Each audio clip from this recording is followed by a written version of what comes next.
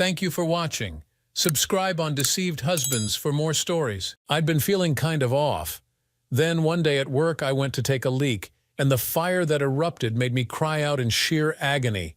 It burned like you wouldn't believe, like a red-hot poker had been shoved right up my pee hole. I left work immediately and went to see our doctor.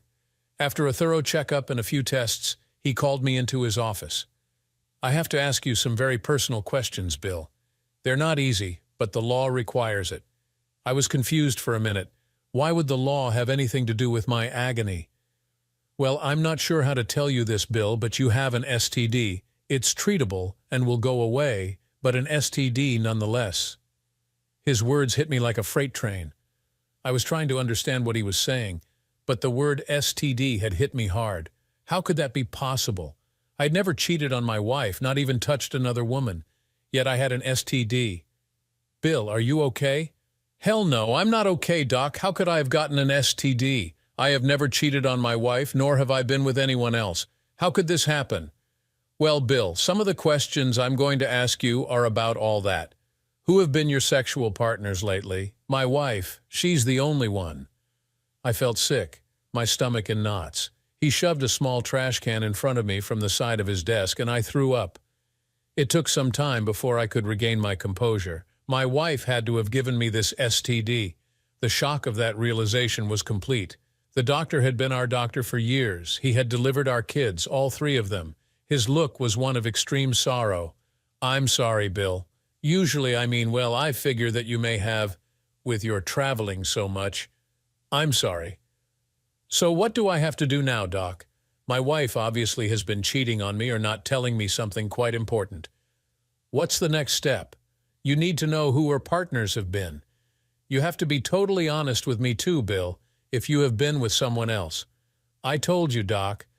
I've never ever been with another woman or man for that matter. Then we have to assume that your wife gave it to you. You will need to tell her and then have her come in for treatment.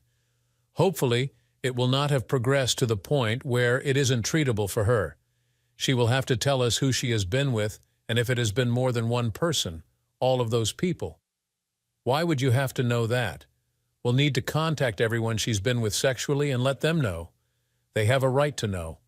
The CDC will require it too. They'll be notified, and I'm sure an investigator will check into it all as well. I sat there, the knowledge that my straight-laced and oh-so-proper wife had cheated on me and given me an STD.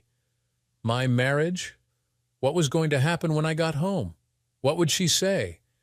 Why had she gone outside of our loving marriage?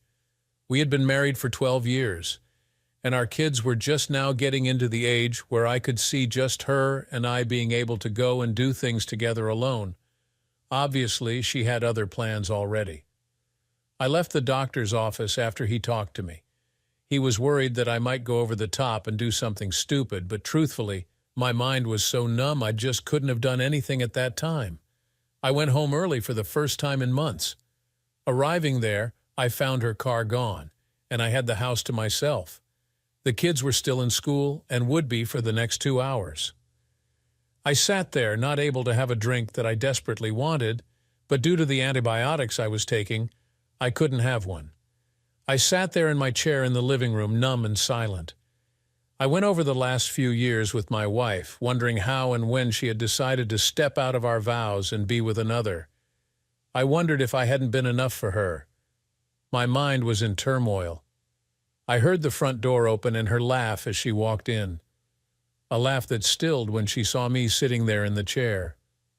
Her boyfriend was right behind her, and he looked like a little boy caught with his hand in the cookie jar. "Oh, Bill, what are you doing home in the middle of the day? Tell Loverboy that he gave you an STD. I was getting angry. Had she had the nerve to have been screwing this punk in my bed? Had she been so callous that she was giving her love to another in the house I had paid for? I was about to blow up. "Bill, what are you talking about?" I exploded. "You!" I hissed those words out, so angry that I was barely able to contain myself. "You gave me an STD, and I had to go to the doctor today because my Johnny was on fire. Pig there gave you an STD. You both need to go in and see a doctor now. How dare you call me a—" That's what you are, a street hooker. You, my supposedly faithful wife, have been screwing some punk, and he gave you an STD, one that I could have only gotten from you since I, your legal and rightful husband and lover, have never cheated on you. You just go get the hell out, go to the doctor and get checked out." She burst into tears, knowing that she had been caught, and now she had an STD on top of that. I just collapsed into my chair that I had stood up from while yelling at my cheating wife. Her lover turned and almost ran to his car. He was for sure headed to a doctor. He hadn't known about the STD, and I began to wonder if he had in fact given it to her. Had she gotten it somewhere else? "I'm so sorry, Bill. I didn't know. It just happened, and I told you, get the hell out and go to the doctor. I don't want to hear it. I don't want to hear your excuses of how somehow it was my fault or that you slipped because of some stupid lapse in judgment. Just get the hell out and tell the doctor whom you've been screwing. Hell need to know." Suddenly, I was so tired. I just wanted to lay down and sleep. I wanted to be alone and sleep. Karen stood there, still crying, but seeing that I was not going to talk anymore, she finally turned and left. A bit later, I heard our Carmi car actually start and pull out of the driveway. I sat there, my life in shreds. All in one morning and one foul, dark day, I had gone from happily married man to a darkened and morose man wronged. My wife had cheated on me. She had gotten an STD. 12 years shot down the drain. I needed that drink, and regardless of what the doctor had told me, I made myself a double scotch. It didn't last long at all. Neither did the next 4. Later, sitting on our bed, I heard the kids come home. Karen hadn't shown back up. They came in, and seeing me in my suit, sitting on the bed, half drunk, started to ask questions. "Daddy, why are you home so early? Are you okay? You've been drinking." Sarah was worried. "Dad, what's wrong?" Jake was shocked at seeing me as I was. I looked at my 3 kids, 2 girls and a boy. Sarah, Jake, and little Annie. Sarah, almost 14 now, was looking at me like she knew something and was afraid to tell me. Jake was truly confused as to why Dad was home and drunk. Annie, at 7, was concerned that I might get sick in front of them. "Don't puke, Dad. I'll go get you a bowl or something. Just don't puke in front of me." "I won't, Annie." "Look, kids, I came down with something that your mother may have passed on to me. She's at the doctor, now getting checked out. She'll be home soon. You just go do your homework and whatever. It will all work out." Jake and Annie left the bedroom, relieved to be out of the way. I must have looked a sight to them. They had never seen me drunk before, ever. I was ashamed of myself at that moment, too. I loved my kids with my whole heart, and I had tried to instill into them right from wrong, and that honesty was paramount in life. I noticed at that point that Sarah was still with me. She had sat down on the bed a bit away from me, but still she sat there. I looked at her, and it took me a moment to realize she was crying. "Sarah, honey, what's wrong?" "It won't be a big deal. Just a little bug. I'm sure it will be all right." "No, Dad, it won't. I should have told you last month. I should have told you." So softly she had spoken, it took me a bit to understand her words. "What should you have told me, dear? About Mom and some guy?" "I saw them together. I was supposed to have been at school, but it was canceled due to that power outage. I got home at 9 in the morning, not too long after Annie had left for her school.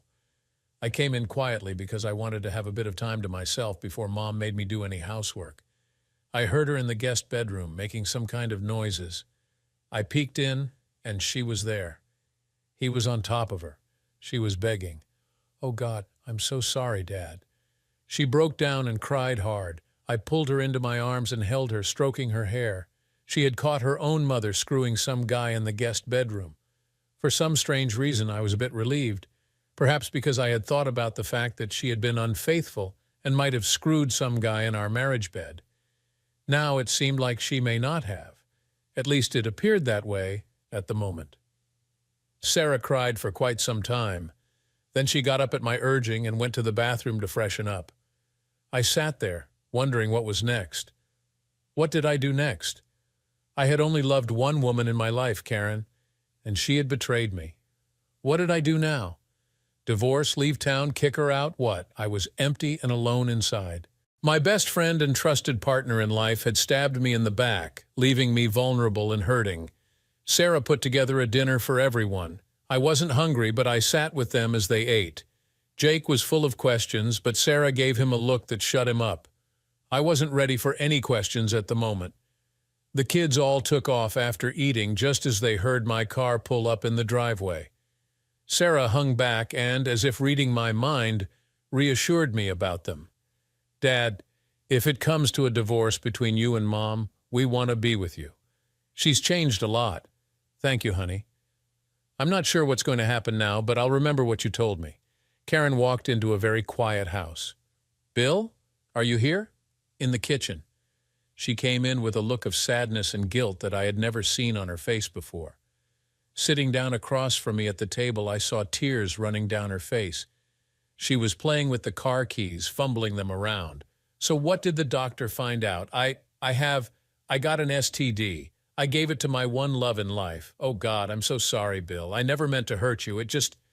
I didn't want to hear her lies, her excuses. I just didn't want to see or hear her at all right then. I did want to beat her senseless, or perhaps even in my state, something more harsh. In an effort to prevent myself from doing any of those things, I had to get away from her. Look, it's too late for you to find another place to stay tonight. You can sleep in the guest bedroom. Go get your things, all of your things, and put them in there. I have to go into work tomorrow and make some arrangements for vacation time. We'll talk some other time. I got up and left the room. I went into my den, my sanctuary. Sitting there at my desk, I broke down and cried like a baby. I heard Karen moving things around, and soon it grew quiet. I got up and went into the bedroom, seeing the empty closet, empty shelves and dresser drawers open, empty as I felt, empty. My life was empty except for my kids. I had nothing I valued anymore. Sleep was not possible, and in the morning when I got up, I felt like hell. I showered and went into work. I was there before anyone else, and in the quiet of the morning I made a decision, one that would affect my whole family for a long, long time. Making a few phone calls, I arranged some things. Later, I was able to get 3 weeks vacation and left work. At home, Karen was sitting in the living room alone. I could see she had been crying red eyes and used tissues laying on the end table. I stood there just inside the front door looking at her. All those years of our lives together flashed in my mind. I wondered what had happened to us. Bill, where do we go from here? I know you must hate me. I've not been a good wife lately. I never let them take me in our bed. I mean, we never, them as in more than one. Karen, you really are then you couldn't just screw around on me with one guy. You had to do a whole bunch? God, I thought I knew and understood you all this time. Did you ever love me, ever? Oh, I've always loved you, Bill. The others, I can't explain why. I was lonely. I felt ugly, old. John, he was the first. He made me feel alive and beautiful. He treated me like a queen. Then he had me where he wanted me, not that I complained. And the next thing I knew, there were other men. And God help me, the more wild it got, the more I loved it. Until now, knowing what I've done to you and the kids. Oh, God. Head in her hands, shoulders shaking hard as she cried. I stood there, still in the entryway. So many mixed emotions crashing inside me, haughty, anger, fear, and even love. Yes, I still loved her even though she had broken my heart. It all happened so fast. I had no choice but to love her, yet I was sure that was going to change, though, very soon.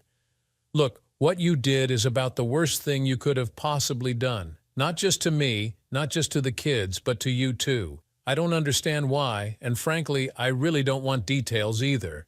You cheated on me with more than one man. You got a disease, a sexually transmitted disease.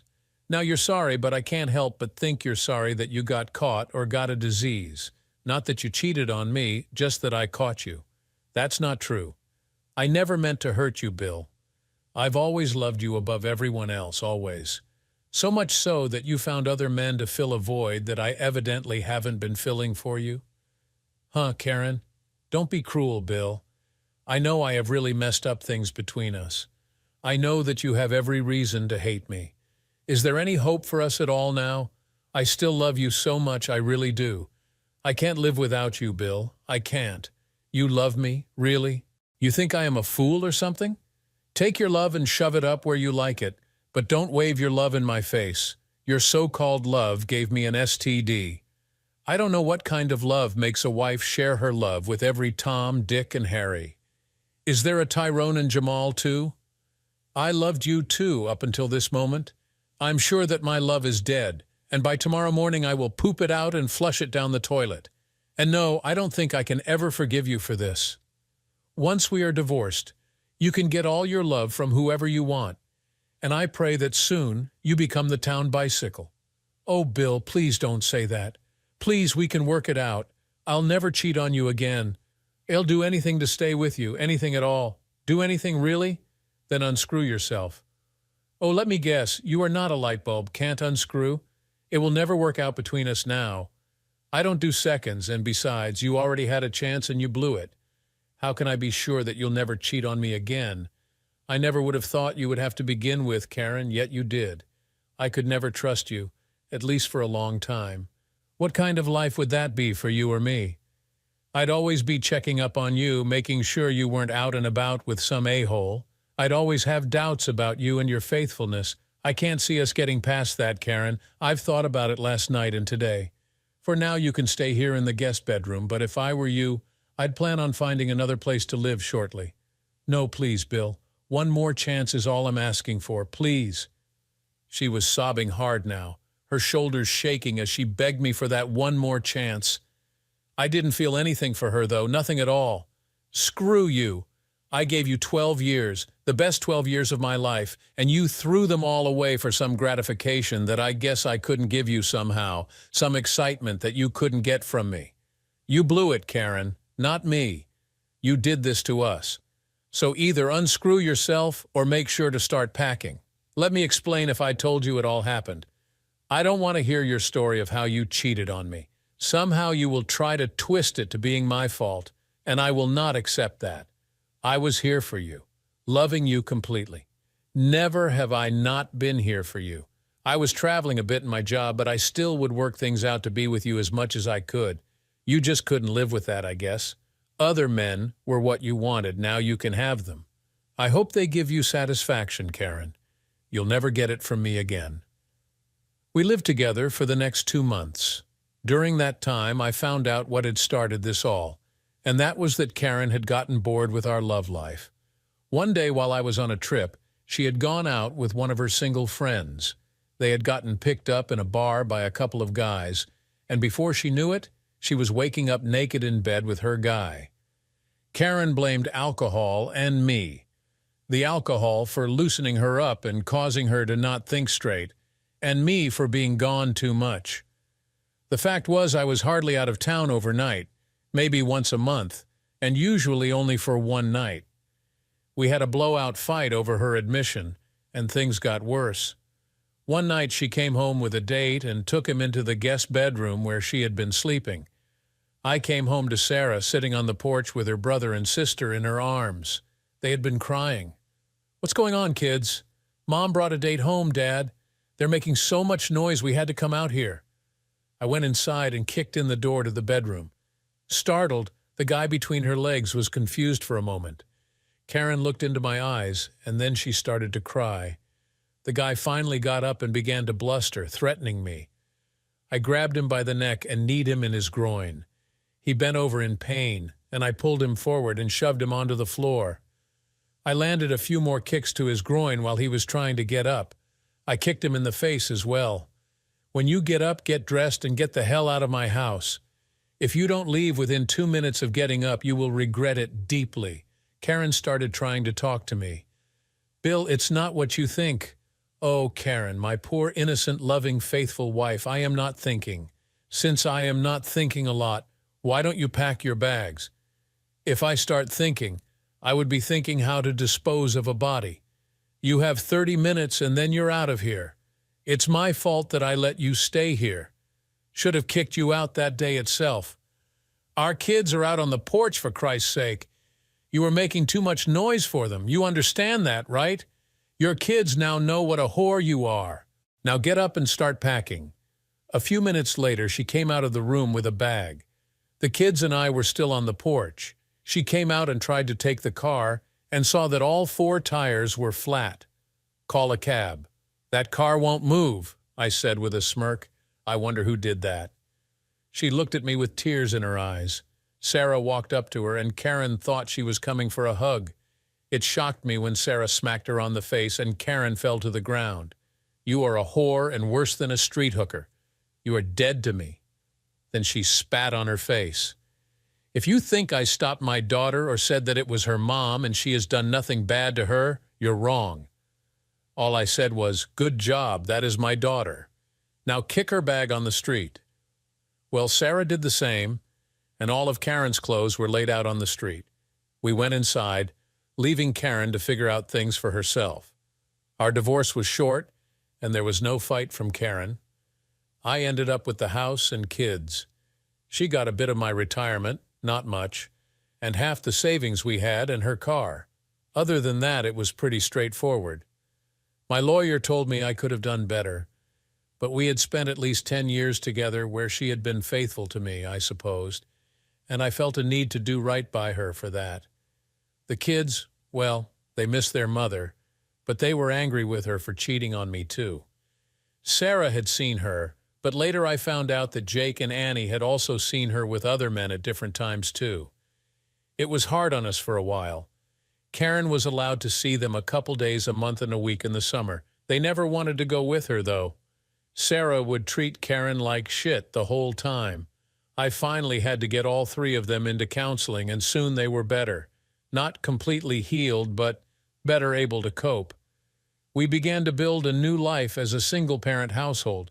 Karen seemed to fade away eventually, still seeing the kids, but never me.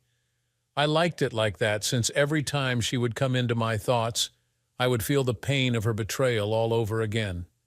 3 years went by fairly quickly. Sarah was now 17 and quite a beautiful young lady. Jake had matured more and was growing up fast. Annie, well, she was showing signs of being every bit as beautiful as her older sister is. Sarah began to talk to me about seeing other women.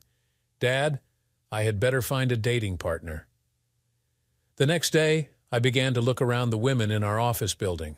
I had no idea of how to go about dating again. I hadn't even so much as flirted in years. Now suddenly I knew I had to do something to fix that. Sarah had been right. I had been wanting someone to fill a gap in my life. Not only the sex, but that friendship, love, sharing. I missed that.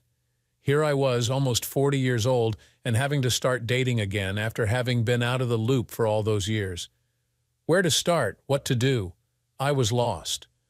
Part of the reason I hadn't tried dating was the overriding fear of rejection. I may have been confident in my business relations, but in my personal relations, Karen had taken the wind out of my sails.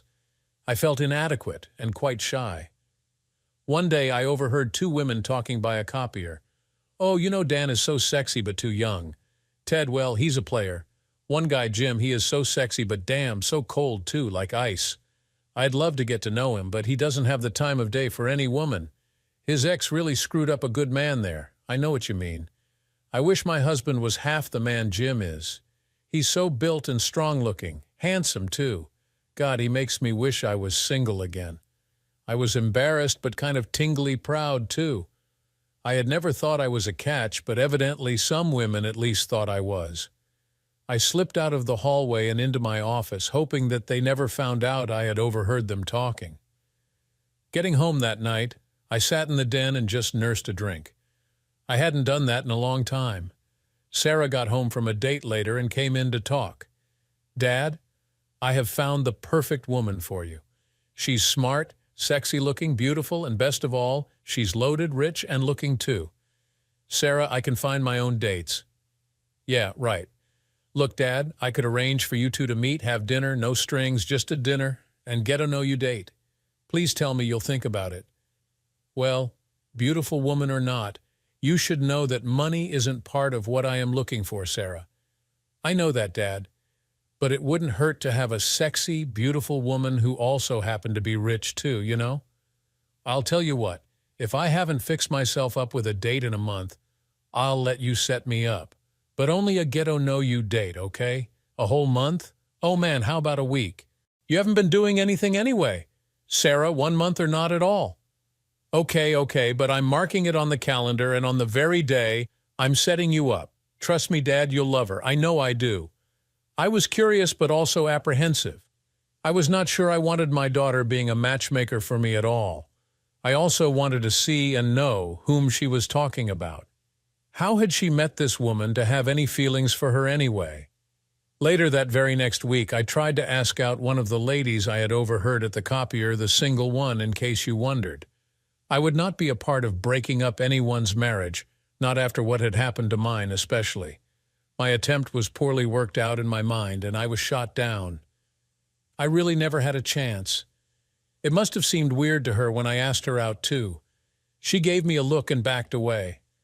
I stepped back, and I must have looked strange too. It was a miserable failure on my part. I almost ran back to my office, hoping that she wouldn't go after me for sexual harassment or something. Now it had started out as a nice business discussion that I ruined by just blurting out my wanting to take her out to dinner. So the contract will need to be witnessed and notarized then, Jim? Yes, Amy, 2 copies of it also. Then, well, FedEx one to the first party and keep a copy for our own use. Say, would you go out for dinner with me tonight? 2 copies. What did you say? Did you say dinner tonight? She had stood straight up and backed up a step, a look I couldn't figure out showing on her face. Yeah, I mean, if you were free, I'd like to. That's pretty short notice, Jim. I'm not sure that. She was looking left and right, but not at me. I could see that she was distressed too. What had I done? Oh, that's all right, I understand. I have to run. See you later then, Amy. I turned and fled like a chicken. I could see the indecision in her face when she realized I had asked her out. I hadn't thought of the age difference between us either. Here I was, 39 years old, and she was maybe 30. I could tell I had messed up. The rest of the day was awkward, too.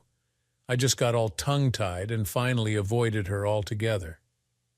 That night I sat at home, depressed and quiet. Sarah and Jake tried to cheer me up, but they had no idea what was making me so unhappy. Annie came in and sat beside me for a bit. She had a way of talking to me that would get me to loosen up. For such a young lady, she had the wisdom of the ages. Soon she dragged out of me my failed attempt with Amy. Laughing, both Annie and Sarah told me that I had probably misread the whole thing. Dad, you can't just expect a girl to drop everything to go on a date with you, especially when you've never shown any interest in her before.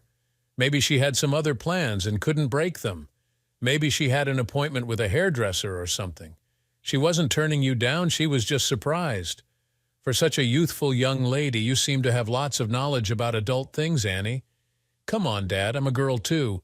I'm old enough to date, and I read things too. It isn't rocket science. Yeah, well, maybe it is for me, Annie. I haven't dated anyone in forever. The last time I dated someone, music and dress were way different. Sarah laughed and began to pester me. Oh yeah, Dad, disco was the big thing back then, wasn't it? Disco and platform shoes. Do you still have your polyester leisure suit too? Sarah, you know better than that. Hey, Dad, how did you walk in those high-heeled shoes anyway? Jake was smiling, and I could see thinking way too much too. Didn't you fall a lot, Jake? You should stay out of this. Sarah was laughing at her witty remark. They were all laughing at me. They knew I had hated disco with a passion. They also knew that I had never worn anything but Levi's and boots in those days, too. I laughed with them, but leaned in and tickled them. It soon degraded into a pillow fight with the couch pillows. It was a fun night for us, all the best part being that they got my mind off of my horrendous failure that day. The next day at work was tough. Amy seemed to avoid me, and I felt like I had ruined a good relationship with her. We had always been businesslike with each other, and now I had intruded in her space. I kept to myself and did the paperwork that had been piling up on my desk. That whole week went by with me staying pretty much to my office. The next 2 weeks I had to travel, something I rarely did anymore. As I packed 2 nights before I left, the kids all came in to talk. I always liked to pack early when I was taking trips like this to make sure I had everything I'd need while away. We talked about this and that when finally Jake spouted off out of the blue. Hey, Dad, while you're in Austin, you should find a hooker. His sisters gave him that roll-it-eyes look, then they began to argue. I stopped them and sat down. I was a bit upset that I had to leave anyway, even though I knew that Sarah and Jake were old enough and even adult enough to manage just fine without me. I trusted them, and they hadn't let me down. I'd never go to a hooker, Jake. I may be a bit needy, but I'm not the type to pay for that kind of love. Besides, having already had an STD once in my life, I don't want to take any chances again. Oh, I never thought about that. I figured that you could get some relief and not have to work so hard at it.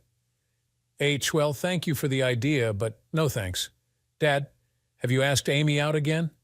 No, Sarah, I haven't. I've kind of avoided her. It's embarrassing for both of us now. I may have ruined a good business relationship by doing what I did, and I don't know how to fix it now either. Don't worry about fixing it, Dad. Just go on. She is probably thinking that you changed your mind and don't want her now. It will drive her nuts. Just be you. It will all work out when you get back. It will have been 1 month. I'm not going to be gone that long, Sarah, only 2 weeks. Yeah, but it will have been 1 month the day you get back. Remember, you promised I get to set you up with her when you get back. I had forgotten about her wanting to set me up on a date with the rich chick. I shook my head and then admitted, okay, I promised you that, so I'll stand to my word. Just don't expect a lot, okay? It won't probably work out too well. You know, she'll love you, Dad. You're everything the other men she's seen aren't. She's been looking, too. I think you two will hit it off real well. I have to wonder why you're working so hard to hook me up with this particular woman. What is she to you, honey? Why are you pressing so hard to get me together with her? Oh, Dad, I'm just worried about you. I want you to be happy, and I think she could be the one to do that for you. I like her a lot, so I've noticed. What is so special about her that I should know about? Well, she's intelligent. She has her own business, and she's doing quite well with it. She is built like a... Well, she is very beautiful. She works out a lot, too. I know you'd like her, Dad. Maybe even love her. Sounds like your mind is made up anyway. Sometimes a girl has to step up and take charge. Ever since Mom left, you've been so sad. I worried about you all the time. I was afraid. I was scared that you'd... What? Leave you kids? Oh, you were afraid I would off myself, weren't you? I should have seen that. I forgot about Rebecca's dad. Rebecca was one of Sarah's best friends. One day, Rebecca had come home to an ambulance and cops. Her father had killed himself over his cheating wife. Rebecca's mom had gotten caught with a guy in their marital bed by Rebecca's dad, and things had gotten quite close to murder. It had happened over a year before my wife had given me her present.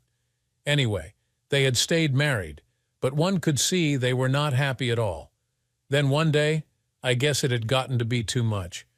He had called in sick to work, and after everyone else had left, took off all his clothes, got on his bed, and swallowed a bunch of pills. He left 2 kids and a wife. The wife seemed to not be upset over it either. In the end, it was hardest on the kids. What a legacy to leave them. They had moved away after the funeral, and Sarah lost touch with Rebecca shortly after that. Dad, I love you, and I want you to be happy. I think a good woman would help you to get back to being happy like you once were. Okay, Sarah, make your date with... What's her name anyway? Oh, well, her name is Susan. She's real nice, about 5'8" tall, and like I said, really well built. She's talked to me about you too. I think she's interested in getting to know you. I think you'll like her, Dad, I really do. Susan, huh? Okay, then set up your date for me. We'll find out if you are a good judge of people or not. Sarah gave me a smile and hug as she ran out of the room. I could hear her on the phone a few minutes later laughing and talking to who I guessed was Susan. After that, it got quiet in the house, all the kids doing their homework and me just relaxing in the den. The next day at work, Amy came into my office, closing the door. Jim, we need to talk to clear the air. We've been avoiding each other ever since you asked me out the other day. We have to fix that soon. It's beginning to hurt our business relationship. Ashamed, I knew she was right. I had been avoiding her and that whole thing. Having to talk about a failed dating attempt was not something I had the strength to do. I had embarrassed myself and then let it become a bigger problem instead of trying to fix it with Amy. Look, I know that I shocked you when I asked you out. I never gave you a chance. You had no idea that I was at all interested in you. Then I acted like a big butthead and avoided you. I was afraid of being accused of workplace sexual harassment. I'm sorry. I should never have asked you out, especially in the manner that I did. The only thing I can say in my defense is being single now and not having dated in over 15 years. I guess what I'm trying to say is I was digging myself in deeper and deeper. Amy was just sitting there with a look I couldn't decipher at all, and that look was making me even more nervous. I was usually straightforward with everyone I worked or talked with, and now I felt like a little boy trying to squirm his way out of trouble. Jim, wait. When you asked me out, I was stunned. You had never even acted like you were at all interested in me that way. Then you got all flustered and left me standing there not knowing what I could have said or done to get past that. Ever since, you've avoided me. Of course, I have avoided you too, to be quite honest, because I thought that you were playing some kind of game. You are a very handsome and attractive man. I admire you and the work you do. I would be honored to go out with you on a date. I wanted you to know that. You would go out with me on a date? Really? Laughing in a throaty laugh that caused my spine to tingle, she put her hands over mine. Oh yes, you silly man, I would. But that day I did ask you. I was shocked, like I said before. You had never shown any interest in me at all. It was out of the blue in mid-sentence, too. Talking about a contract, then right into asking me out. I should have rated a little conversation and a lead-in rather than a blunt question, don't you think? I'm sorry, I did think I was nervous. You're so beautiful and... Nervous? You? Go on. Tell me more about the beautiful part. I like hearing a man call me beautiful. I was beginning to relax finally. I felt the pressure falling off, and that cloud that had been hanging over my head was gone. She would go out with me after all. I felt quite warm and tingly on that news. Then I remembered my daughter making that date for me with... What was her name? Susan. Oh, damn. Austin ended up being a long trip. The meetings were harried, and the client was trying to get me to offer things that just couldn't be done. I was sure that I had lost this contract by the last day. Then suddenly, out of the blue, the client offered me the full contract and a bit more besides. I guess somehow they had been testing me or perhaps the company I worked for. Either way, I scored large on this contract, and I was elated. Arriving home, I tossed my bags on the couch as the kids swarmed me for kisses and hugs. Must have gone pretty good, huh, Dad? Did you get a hooker then? Jake, I thought I told you that I wouldn't do something like that, didn't I? Well, I figured you were just covering your butt. Sorry, we need to have a talk someday. I think you have gotten some strange ideas on things lately. Jake ran out of the room, avoiding my setting a time for our talk. He was a teenage boy with raging hormones and probably didn't want to have to sit and listen to Dad talk about embarrassing things. I was a bit relieved, actually, as I really didn't want to have that talk with him either. The first sex talk we had years ago had been tough enough on both of us. Dad, you're all set up day after tomorrow at the yacht club across town. Confused, I just looked at Sarah, wondering what in the world she was talking about. Then it dawned on me date. Damn. Dad, are you losing your memory now too? Just caught me off guard, Sarah, that's all. Well, she wanted to meet you on the first date on her turf. You'll need to wear something nice. I'll help you pick something out. Sarah, what if we don't hit it off like you think we will? Are you going to be okay with that? What? Oh yeah, but I'm pretty sure you will like her, Dad. Honest, I know I do. She's great. Okay, you don't have to hard sell me now. I'm going on the date, but I'm also going to try dating Amy from work too. Sarah's face fell a bit when I mentioned Amy. Sarah had never met Amy that I knew of, and I wondered if Sarah would be able to get past things if my date with Susan didn't pan out like she was hoping it would. The yacht club was a highbrow restaurant and lounge. It sat on the dock near a real yacht club, and the rich and famous were always there being seen. That Susan had picked this place had me worried. I was glad that I had just gotten paid the day before and made a bonus. It looked like this was going to be a 400 meal. Arriving at the door a bit early, the Mag R tradee seated me as the guest of Miss Susan Thompson. I hadn't made the reservations, and he seemed quite happy to put me at the table where I would meet her for the first time. The look he gave me while seating me was one of a skeptical type, as if I didn't quite measure up. I was immediately uncomfortable. Dressed in my best suit, I was quite overclassed by almost every other man in the place, waiters included. I knew that this was going to be a date from hell now. I could feel it. I sat there, hoping that maybe Susan would have changed her mind, or maybe even forgotten about our date. My hopes on that being the case rose as the time I waited went on. I sat there for about 20 minutes, then a stir in the crowd sitting in the restaurant, and in walked this woman. I was flat stunned. A gorgeous blonde in a beautiful and quite sexy dress was sweeping along in front of the maigre and every male eye in the place was on this woman. I could only wonder who the lucky stiff was that she came to eat with goddess beauty. I hoped that I wasn't drooling, nor that I had my mouth open. As she slid into the seat being held by the maigre at my table, she was sitting with me. I was shocked. This beautiful creature was my date. Holding her hand out quite daintily, I took it as she introduced herself formally. "You must be Jim. I'm Susan. Sarah has told me so much about you.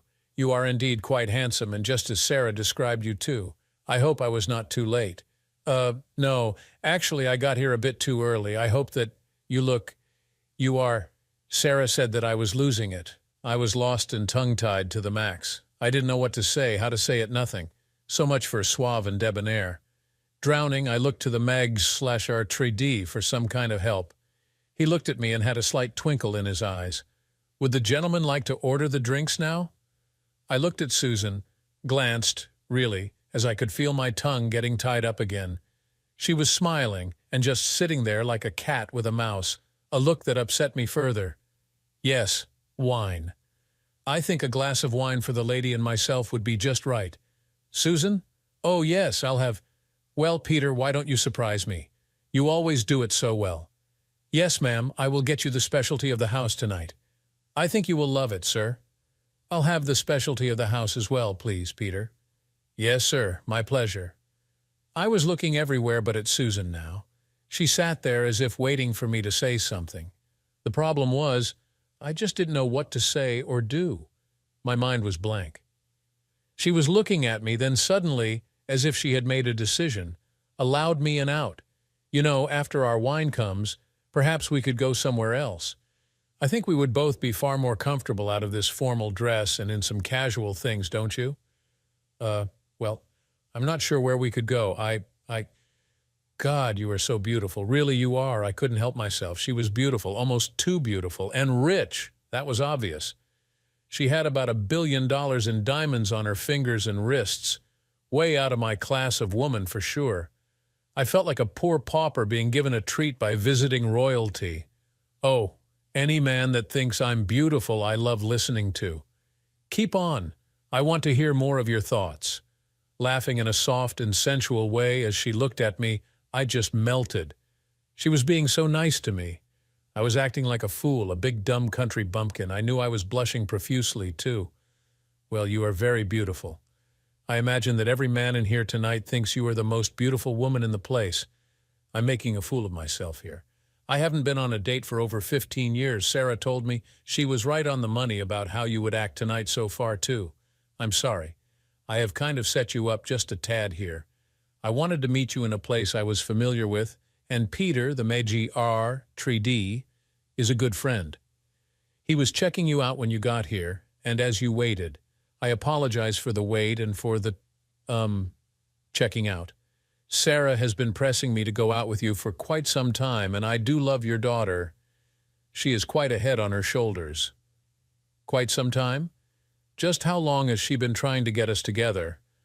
Well, since about 1.5 years ago. At first, I was a bit suspicious. A woman in my place has to be cautious.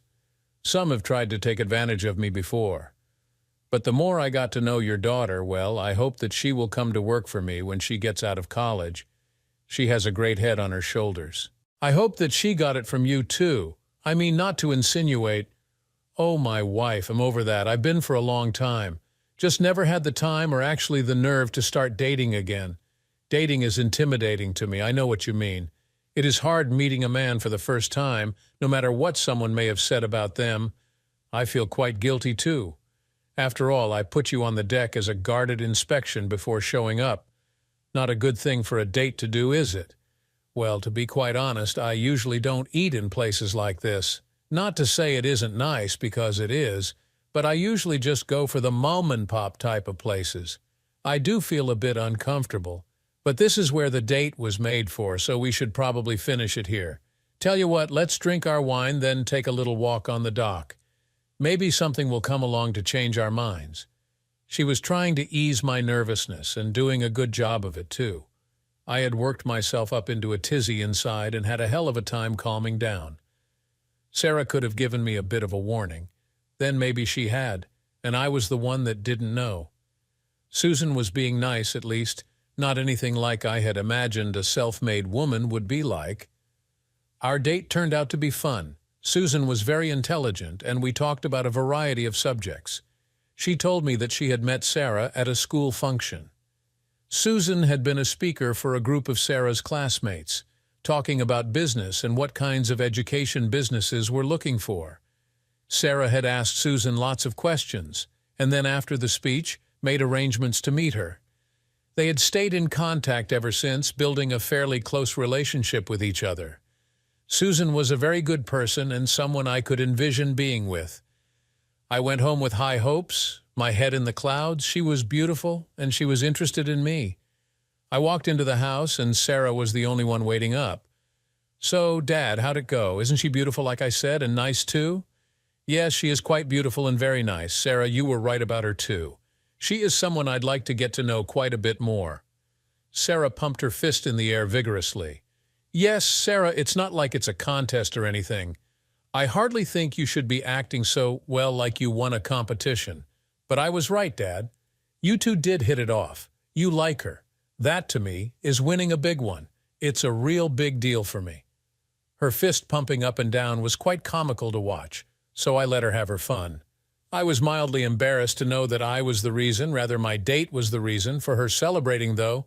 "Did you kiss her? Did she kiss you?" No, we didn't kiss. It was a first date after all, you know." "Oh, no kissing at all? Damn." "You sound disappointed, Sarah. It was just our first date. Sometimes people don't kiss on first dates, you know. I had hoped that you'd be all over each other. Let's just say that I really would love to take her out again. Matter of fact, I made a date with her for next Sunday. A picnic. I also told her I was dating Amy, or rather I was planning on taking Amy out at least once too. She seemed okay with that. She told me she appreciated my honesty at least. Oh, damn, Dad, you shouldn't have told her that. Besides, if you are as enamored with Susan as you say, why not just cancel your date with Amy and plan on pursuing Susan anyway? I'm in no real hurry to pursue anyone, Sarah. This dating thing could take a long time, and I may go through a lot of women in the process. I want to be certain, as I can be, that the next person I ask to marry me, should it come to that, is someone I can... I lost my train of thought as I reminded myself of my ex. I could feel that pain, softer now, but still there nonetheless. Trust, Dad. Someone you can trust, unlike Mom. Yes. I had gotten quiet. I spoke so quietly I hardly heard it.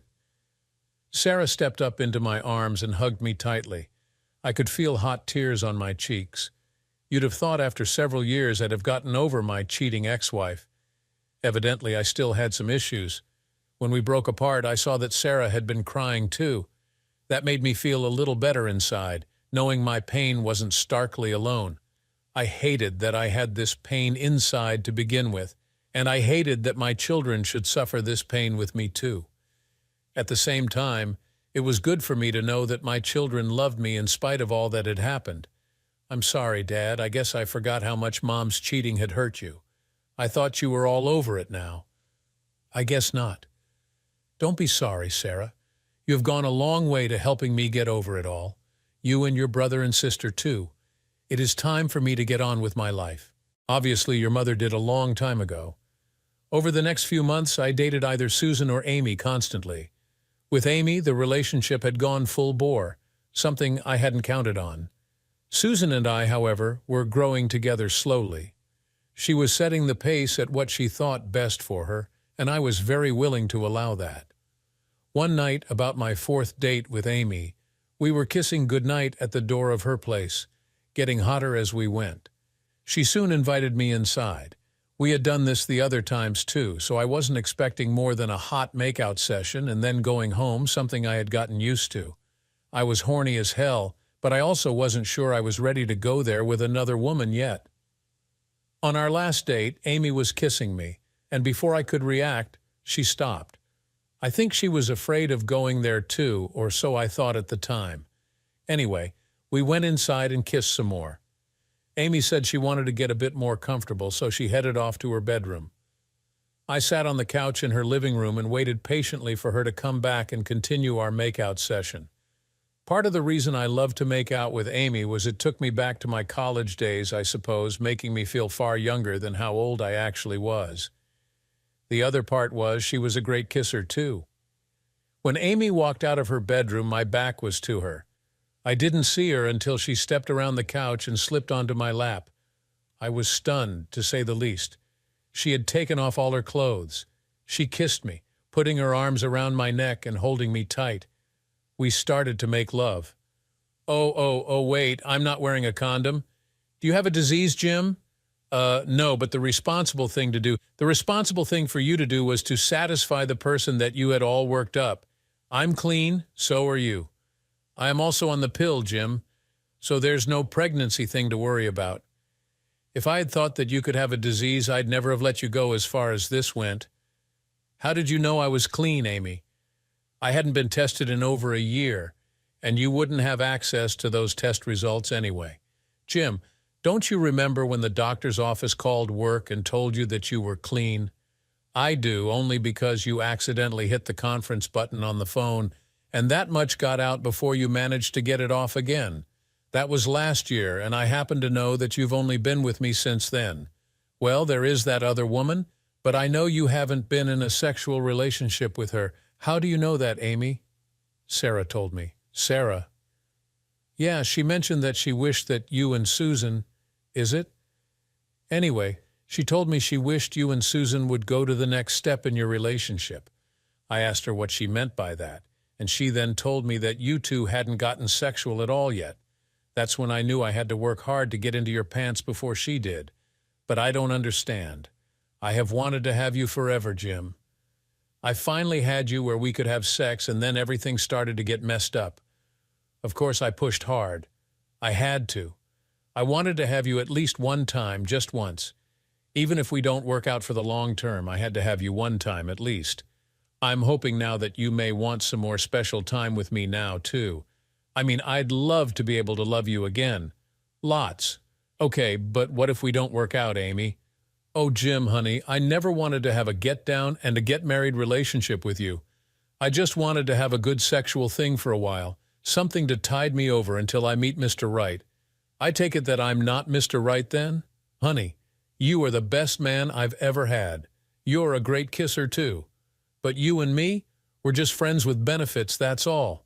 If you have found someone to love and someone you want to spend the rest of your life with, by all means, jump on it. I won't be hurt. I'll miss you, yes, but I won't be hurt. Amy, I don't know what to say. I mean, you are beautiful and someone I care about deeply. You love me, is that it? Well, no. Not love, as in wanting to spend the rest of my life with, but as a friend. Good Lord, I was afraid that you had fallen for me there for a second. You and me were just friends with benefits, that's all. If you and Susan have a chance at being happy together as a couple, then you should dump me pronto and jump on her bandwagon. She's a keeper, honey. I can see it in your eyes anyway. That obvious, was it? Oh, sweetie, I hope that one day I can find someone like you for a lover and a husband. I'm probably making a huge mistake in my life right now by not having gone after you for husband material. But I also know that you don't feel towards me what you feel towards Susan. That's all right, though. I'll be fine. Well, be fine. Susan is the one that has your heart, and you need to dedicate yourself to her now. You'll be okay? I feel like shit about this. Don't. It was just a sexual thing for us. Susan is the real deal. Go for it. We parted that night with a bittersweet kiss. Amy was a real wonderful person, and I'd never forget her either. She had been serious about the friends with benefits thing all along, and I had gotten worried that she may have decided she wanted more from me. I was glad and lucky that she hadn't. I had the road open now. I was free, or at least I felt free, to pursue Susan full-time now. It's been 2 years since that fateful night. Amy and I still work together quite well. As a matter of fact, I was promoted up the food chain, and in the process, I brought Amy up too, as she is very deserving of those promotions. Even if we had not been sexual, I would have offered her the promotions that came along. She is a very smart person and very good at her job too. Amy met a man she feels she loves in that way, and they are planning on setting a date. She told me that she wants me to give the bride away since her father passed away some time ago. I accepted. She appears to be very happy, and I can only hope that her marriage is all that she dreams. Sue and I, well, we married 1.5 years ago. Sarah and Annie were bridesmaids, and Jake was my best man. Sue is everything that I have ever wanted in a wife. I'm lucky to have managed to fall in love with her, and even luckier that she fell in love with me. Sarah is in college and doing quite well. She's going for her MBA. Jake is about to graduate, and soon he too will be off to college. Annie is a junior, and I can see that she is much like her older sister in many ways. Sue and the kids have gotten along splendidly and are all close to each other. I couldn't have hoped or prayed for a better ending than this. My ex, apparently my wish did come true. She became the town bicycle and got more STDs. My daughter told me that she has been admitted to the hospital due to some complications with an STD. I laughed when I heard that, so did my daughter. My ex, she will be dead soon. Good riddance. High five. I have to run now. My wife, Sue, is calling to me. Seems that we have a date at the yacht club. Sarah and her date will be meeting us there for dinner. Sounds like a serious dinner, too. Knowing how Sarah is, perhaps someone is going to ask the question, or maybe permission to ask the question. He seems like a nice young man. I hope that they can wait until after college to get married. But if they are in real love, I suppose it really won't matter in the end when they get married, as long as they are happy ever after. Thanks for tuning in to hear this heart-wrenching tale of betrayal and redemption. After 12 years of marriage, Bill's world was turned upside down when he discovered his wife Karen had been unfaithful, leaving him with a shocking diagnosis. Navigating through heartbreak and rebuilding his life, Bill found new love and happiness.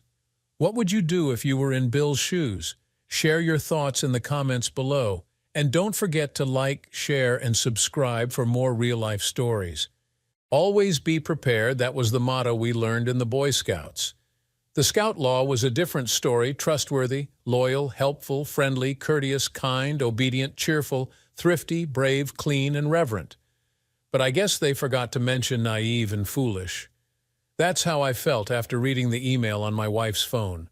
Normally I wouldn't touch her phone, and she knew it. That's why she hadn't bothered with any extra security. I've always been a straight arrow, a by-the-book guy, never one to invade someone's privacy. But Grace was leaving for a work trip in a few weeks, and I was trying to recall the name of her hotel. She had mentioned it before, but I hadn't been paying close attention. I didn't want to start another argument over something so trivial. Lately, our arguments had been becoming more frequent. This trip would be the longest we'd been apart since we got married 6 years ago, and I was considering doing something romantic like sending her flowers. After all, what better way to show love than sending flowers to her hotel in the romantic city of Paris? Little did I know Paris was indeed a city of love, just not for me. No, that was reserved for Mark, who was joining her on the trip. When I unlocked her phone using our wedding date as the passcode, I wasn't prepared for what I found. I was staring at a series of emails she and Mark had exchanged over the past month, explicit, unfiltered, and shameless. They talked about walking down the Champs Élysées at night and taking a boat ride on the Seine under the moonlight. What caught me off guard wasn't just the affair itself, but the fact that Grace and Mark were using their work email accounts. You'd think they'd know better. Grace, like me, is an attorney, and Mark was a paralegal at her firm. All three of us had been involved in enough legal cases where we saw firsthand how carelessly written emails could unravel someone's life. Yet, here they were, behaving like complete amateurs. The reason I hadn't paid much attention when Grace initially mentioned the trip was because something didn't feel right. 7 years of practicing law had honed my instincts, and the hairs on the back of my neck stood up when she told me about it. She'd been too flippant, avoiding eye contact when she mentioned that the trip would be strictly work-related and that there wouldn't be any time to enjoy the city. I found it odd, but I never imagined it would lead to my worst nightmare. Now, staring at these emails, I felt a sharp pain in my chest, like a knife twisting in my heart. "Why don't you just leave your Boy Scout husband so we can spend more time together without any worries?" Mark had written. "He makes me feel safe," Grace replied. "So why are you cheating on him with me at every opportunity?" "You excite me," she responded with a smiley face emoji. I didn't know what I was going to do, but I knew I needed to print the email exchange. My first instinct as a litigator was to preserve the evidence. After printing the emails and stashing them in my briefcase, I began to consider my options. My mind swirled with violent thoughts, but I knew better. I'm not some brute. I get paid to use my brain, not my fists. Still, the urge to hurt them both was overpowering. But first, I needed to find out more about their hotel arrangements. It wasn't for sending flowers, though. I wasn't sure what I needed the information for, but I just knew I needed it. Maybe as a target. Hotel St. James, Albany, near the Louvre, just a 5-minute walk from the International Chamber of Commerce, where Grace and Mark would be working when they weren't sneaking off to be together, that is. With that out of the way, I turned to the legal side of things. A quick search on New York divorce law refreshed my memory. Adultery is grounds for divorce and can impact issues like alimony and property division, but there are defenses to such claims. One is condonation. If I found out about the affair and then resumed sexual relations with her, it could weaken my case. I needed to get out of the house fast without confrontation. I was determined to hit her with full force, both legally and emotionally, without giving her any warning. I headed to our master bedroom and began packing. I finished quickly and placed the suitcases by the front door. By the time Grace returned from her morning run, I had already assembled all the critical documents I needed: bank statements, credit card records, retirement account information, pay stubs, and our mortgage details. I heard her moving around in the kitchen as I came up from my basement office. I decided to appear flustered and rushed when I saw her. "Guess what?" "I'm going to Paris," I said with a forced smile. Grace's face went pale, her eyes wide with shock. "What? Paris? New York?" she stammered, trying to regain her composure. "Sven just called," I continued. "We're doing depositions for my insurance case and we need to prep the witness. Apparently, we lost a motion to compel and the judge is furious. The entire discovery schedule is in disarray. I'm going to be on the road for weeks, though I might stop by now and then to do some laundry." "Poor thing," she said with feigned concern. "Maybe your firm is hiring." "I'd much rather be in your Paris," I replied, watching her expression change from concern to a sly smirk. "Send me your resume." "Maybe you have the right pedigree for us to consider you," she shot back. That was a low blow. Grace's law school ranked higher than mine, and she never missed a chance to remind me of it. She moved toward me as if to offer a hug, but I turned and headed back to my office before she could close the distance. The violent thoughts returned, and I wasn't sure I could keep them in check. As I was getting ready to leave, Grace asked what I wanted for dinner. "Can't stay," I said, moving quickly through the kitchen. "Sven is losing his mind and wants me on the road immediately." I grabbed my suitcases and headed out the door, ignoring her puckered lips as she leaned in for a kiss goodbye. "I think I might be coming down with something," I lied. "My throat's been sore all afternoon, probably just allergies, but I don't want you catching anything." Grace followed me to the car as I loaded my bags, a worried look on her face.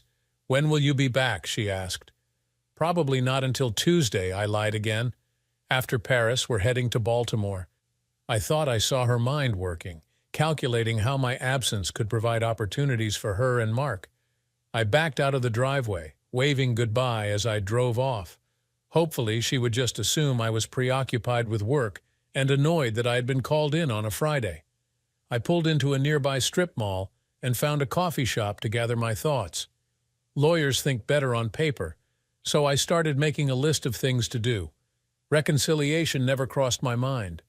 There would be retribution, the only question was how severe. My phone rang, interrupting my thoughts. I didn't recognize the number. "Yes?" I answered impatiently. "Mr. Dalton, I'm Sam Willis. We haven't met, but I'll get straight to the point. I got your number from some property records. I'm in the business of buying old houses and tearing them down to build new ones. I know. People don't always like what I do, but they don't hate me when I hand them the check." His rapid speech left me no time to react. "Well, I'd like to buy your house to tear it down. I'd offer to build you a new one, but I can't guarantee the timing, especially with all the permit issues. I make my money by flipping properties fast, but I think I can offer you a very good price if you and your wife are motivated to sell." It was hard not to smile. Grace had chosen the house right before we got married. It was an older colonial with a large backyard that backed up to a wooded area. She loved the treehouse in the yard, perfect for future children, she said. I had just liked the price and the proximity to the train station, making my commute to work a breeze. "Mr. Willis," I said, "I'll be in and out over the next few days, so I can't guarantee access to the property." "Call me Sam," he replied. "I don't need to see the inside. Like I said, it's a teardown. I've already checked out the exterior. Can we meet Sunday morning?" "Sure, Sam," I said. "By the way, I'll probably handle the closing myself with a power of attorney for my wife. She's really tied up with work. No problem. I'll have the paperwork ready." After noting the address, I began to see the contours of a plan forming. Grace felt safe with her Boy Scout husband, did she? Little did she know that scouting was based on military principles like stealth, cunning, and self-reliance. She wouldn't see what was coming until it was too late. But first, I needed to gather more information. I stepped outside to the car for some privacy and dialed a number. "Mike, it's Tom. I need a favor, and I need it now." Mike Harris was a private investigator I had worked with on pro bono cases involving clients who couldn't afford legal representation. He had a knack for getting results when law enforcement failed. I had recommended Mike for a nasty divorce case where a stepfather was abusing his stepdaughter. Mike's evidence put the guy behind bars when the police couldn't, and that evidence expedited the divorce. Mike listened as I explained my situation. "You think Grace is going to have him in your bed tonight?" "Is she that bold?" he asked. "She was top of her class in law school," I replied. "She doesn't think she can make mistakes." "I'll handle this myself," Mike said. "I owe you for that Rivera case. It brought me a lot of business." "I appreciate it, Mike," I said. "By the way, there's a treehouse in the backyard. You might want to use it. It looks directly into the master bedroom. She likes to leave the shades open. Used to freak me out, but whatever got her motor running, you know? You can access it through the woods behind the house. No fences, no dogs. There's a service road on the other side where you can park. Thanks. I'll set up a camera outside to monitor who comes and goes. That's fine. You're using Bob for the divorce, right? I want to make sure everything's airtight." "Yes and yes," Mike replied. "Okay, if you're right, we'll know soon enough." I then called Bob, my divorce attorney. "Bob, I want to hire you. Grace is cheating, and I want to end this marriage with no chance of reconciliation." After bringing him up to speed, Bob said, "Come to my office tomorrow. We might as well get started. It sounds like you've done your homework, and you've got the evidence. The only tricky part will be the financial settlement. Grace works at a big firm too, so she'll have the resources to fight this." "Leave that to me," I said. "We'll settle this like civilized people. Just remember, Tom, I'm not a criminal lawyer. If things go south, I won't be able to help you." "Don't worry, Bob. You'll be pleasantly surprised." My last call was to Maggie, an old friend. "Hello, Maggie. It's Tom." The silence on the other end was deafening. "Maggie, you son of a nice to talk to you too, Tom. What do you want? I need your help. It's about Grace. She's cheating on me. What a shocker. I can't help you emotionally or physically anymore, Tom. I'm seeing someone. I'm sure he's a great guy. Look, I'm sorry for how things ended between us, and I'm sorry I let Grace push you out of my life. But I need your help now as a friend." There was a long pause, then laughter. "I'm in," Maggie said. "You always knew how to make me laugh. Thanks, Maggie. When this is all over, I'll have to meet Mr. Lucky and take you both out to dinner." "It's a date," she replied. I needed a place to lay low and plan my next move, so I checked into a long-term hotel in Fairfax, far enough from Grace and my usual spots that I wouldn't risk being seen. I settled in and grabbed something to eat across the street. I wasn't hungry, but I needed to eat to absorb the alcohol I planned on consuming. The restaurant was a small place called El Rancho. The food wasn't great, but it would do. The bartender looked at me like he recognized me, but I didn't pay much attention. I had bigger problems. The place had pupusas on the menu, which meant it was a Central American joint masquerading as Mexican. Most people wouldn't know the difference. I ordered some cheap tequila with my meal, knowing the hangover would be brutal but feeling like it was part of the process. The waitress brought over a bottle of top-shelf tequila and a glass, courtesy of the bartender. When I looked up, he saluted me. It took a moment, but I remembered him from the Rivera hearings. He had been in the last row of the courtroom, always alone. No one ever sat next to him. One of the client's daughters had hugged him once, but when I asked Sonia who he was, she said he was just a family friend. I ate in silence, making notes on a legal pad and drinking more tequila. When I got up to use the restroom, I felt like I was on a ship. Everything was swaying. I steadied myself against the wall and returned to my booth where the bartender was now sitting across from me. "Tom, nice to see you," he said, shaking my hand vigorously. I sat down and waited. "I never thanked you for helping my cousin out with that scumbag she was married to," he said. I tried to brush it off, but he continued, "He got badly beaten in prison. Did you know that? Really badly. They don't think he'll ever walk again or eat solid food." I felt a chill run down my spine. I hadn't heard. "You, my friend, are not thinking rationally," he said with a smile. "People who take violent revenge end up in prison. You don't want that, do you?" I shook my head. "No, I don't." "Maybe I can help you out," he said. "You help my cousin. I repay my debts." I looked at him skeptically. "I don't even remember your name." He grinned. "Some people call me the devil. To my friends, I'm Joe Garcia." I smirked. "Do I need to sell my soul?" Joe laughed. "Don't be ridiculous. You're a lawyer. You don't have a soul. Call it professional courtesy. Now just give me your address, your wife's name, and tell me her daily routine. What are you going to do? I have some ideas, but you don't need to know the details. Just get a burner phone so we can stay in touch and don't come back here again. It's better that way." I told Joe about hiring Mike, my plan to be out of the house until Grace left for Paris, and her travel plans. Joe nodded. "Just one question, Tom. Is there any chance of reconciliation? Forgiveness? Mercy?" I took a deep breath, steadying my emotions. Trust and loyalty were the foundation of my marriage, and Grace had destroyed them. "None," I replied. "Good. Don't worry about a thing." Joe waved the waitress away when she brought the bill, but allowed me to leave a generous tip. He also let me take the tequila bottle, but warned me to pace myself. I needed my wits about me for the battle ahead. Sunday morning arrived without much of a hangover, and I made it to Bob's office at 10 a.m. Mike was already there. "Sorry, Tom," Mike said. "She's screwing him in your bed. I got it all on video. I made you a copy, but you might not want to watch it." "You're better off not looking," Bob interjected. "I don't want you doing something stupid and getting arrested. Just give me the summary," I said. Mike detailed everything, from their arrival to their explicit encounters. It's all physical, no real conversation between them. They're just using each other. "Does that change your plan?" "No," I said, "it doesn't." Mike handed me a DVD with the footage. I took it without a word.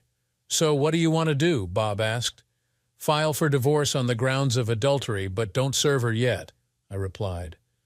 Bob looked at me with concern. "You're not planning anything crazy, are you? Just trust me, Bob. Everything will go smoother than you think." Bob grimaced. "All right, I'll file the paperwork on Monday afternoon. Let me know the docket number."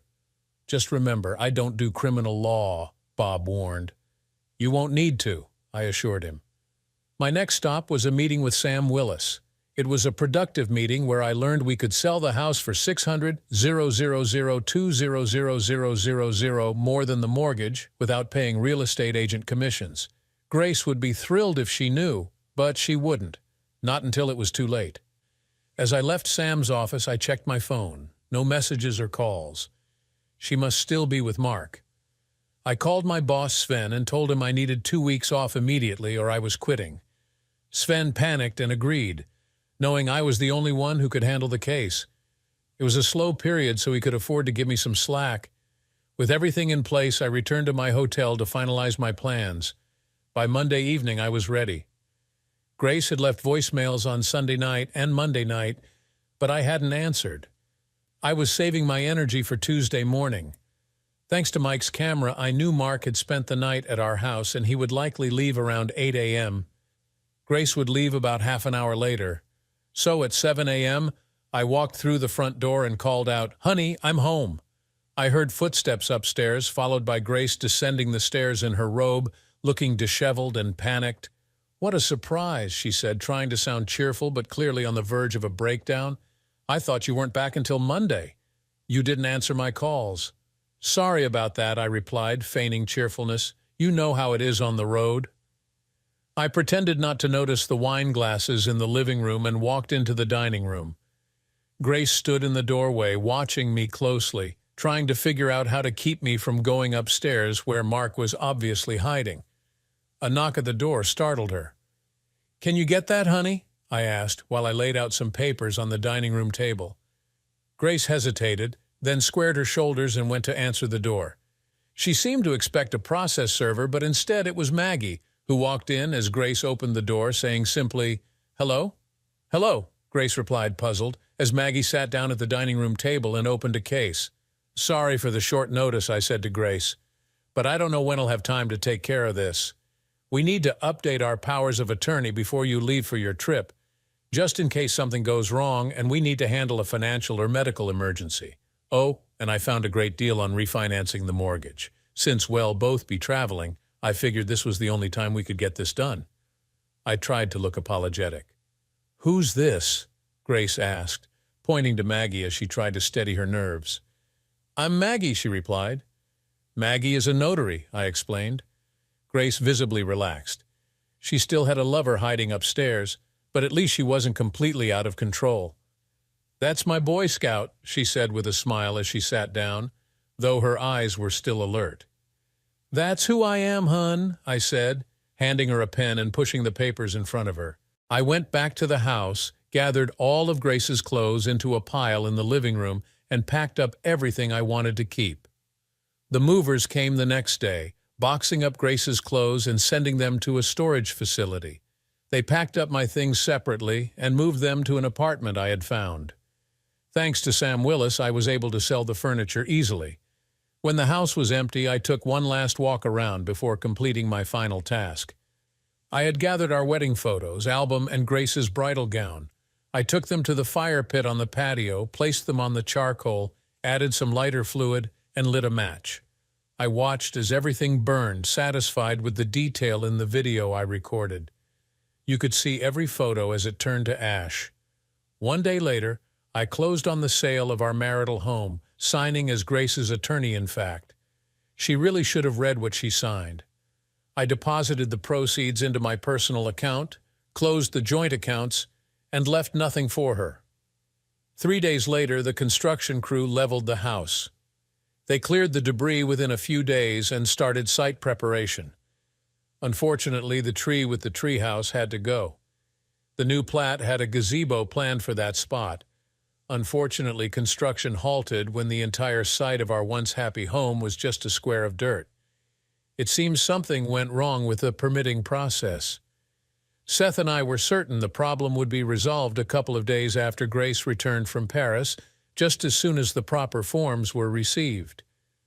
During all this time, I didn't answer any calls from Grace.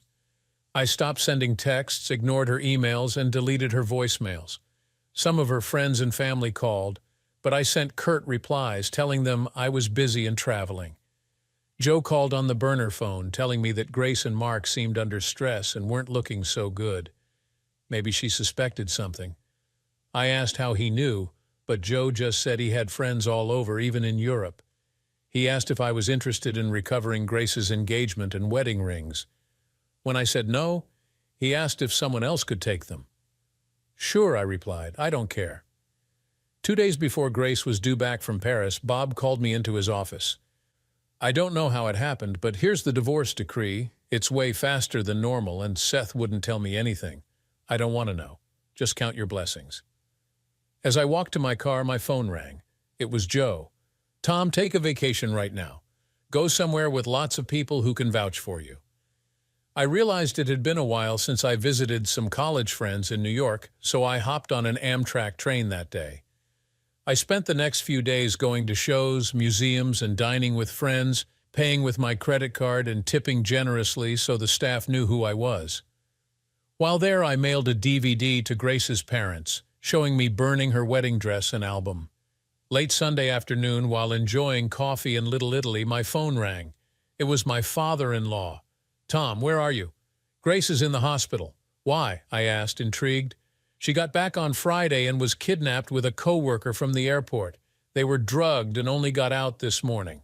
The co-worker was beaten nearly to death, and Grace, his voice faltered. What happened to Grace? I asked, my interest piqued. She woke up covered in tattoos, calling her a cheater and a liar.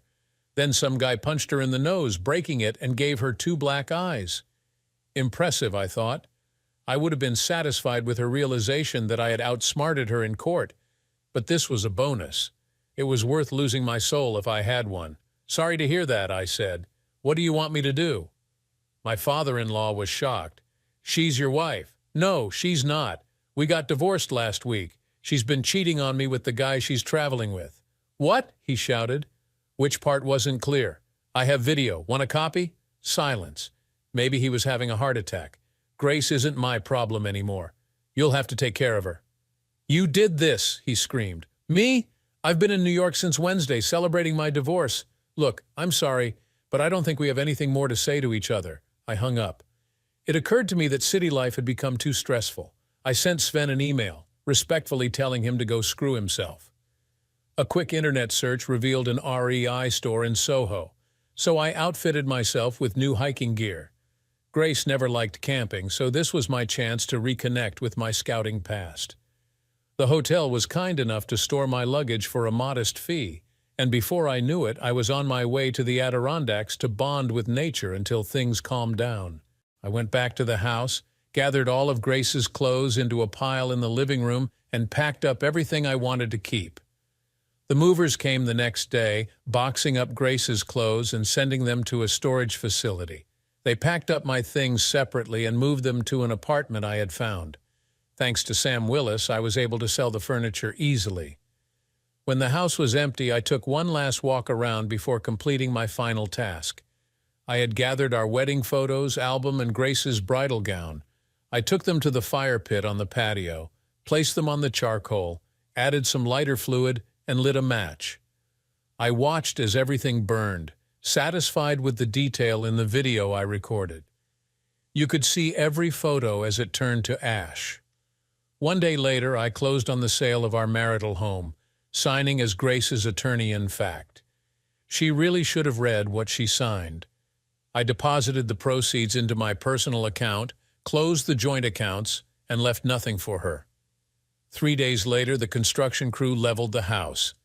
They cleared the debris within a few days and started site preparation. Unfortunately, the tree with the treehouse had to go. The new plat had a gazebo planned for that spot. Unfortunately, construction halted when the entire site of our once happy home was just a square of dirt.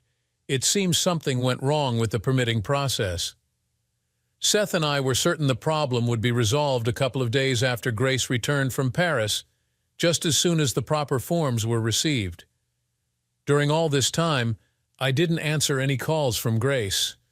I stopped sending texts, ignored her emails, and deleted her voicemails. Some of her friends and family called, but I sent curt replies, telling them I was busy and traveling. Joe called on the burner phone, telling me that Grace and Mark seemed under stress and weren't looking so good. Maybe she suspected something. I asked how he knew, but Joe just said he had friends all over, even in Europe.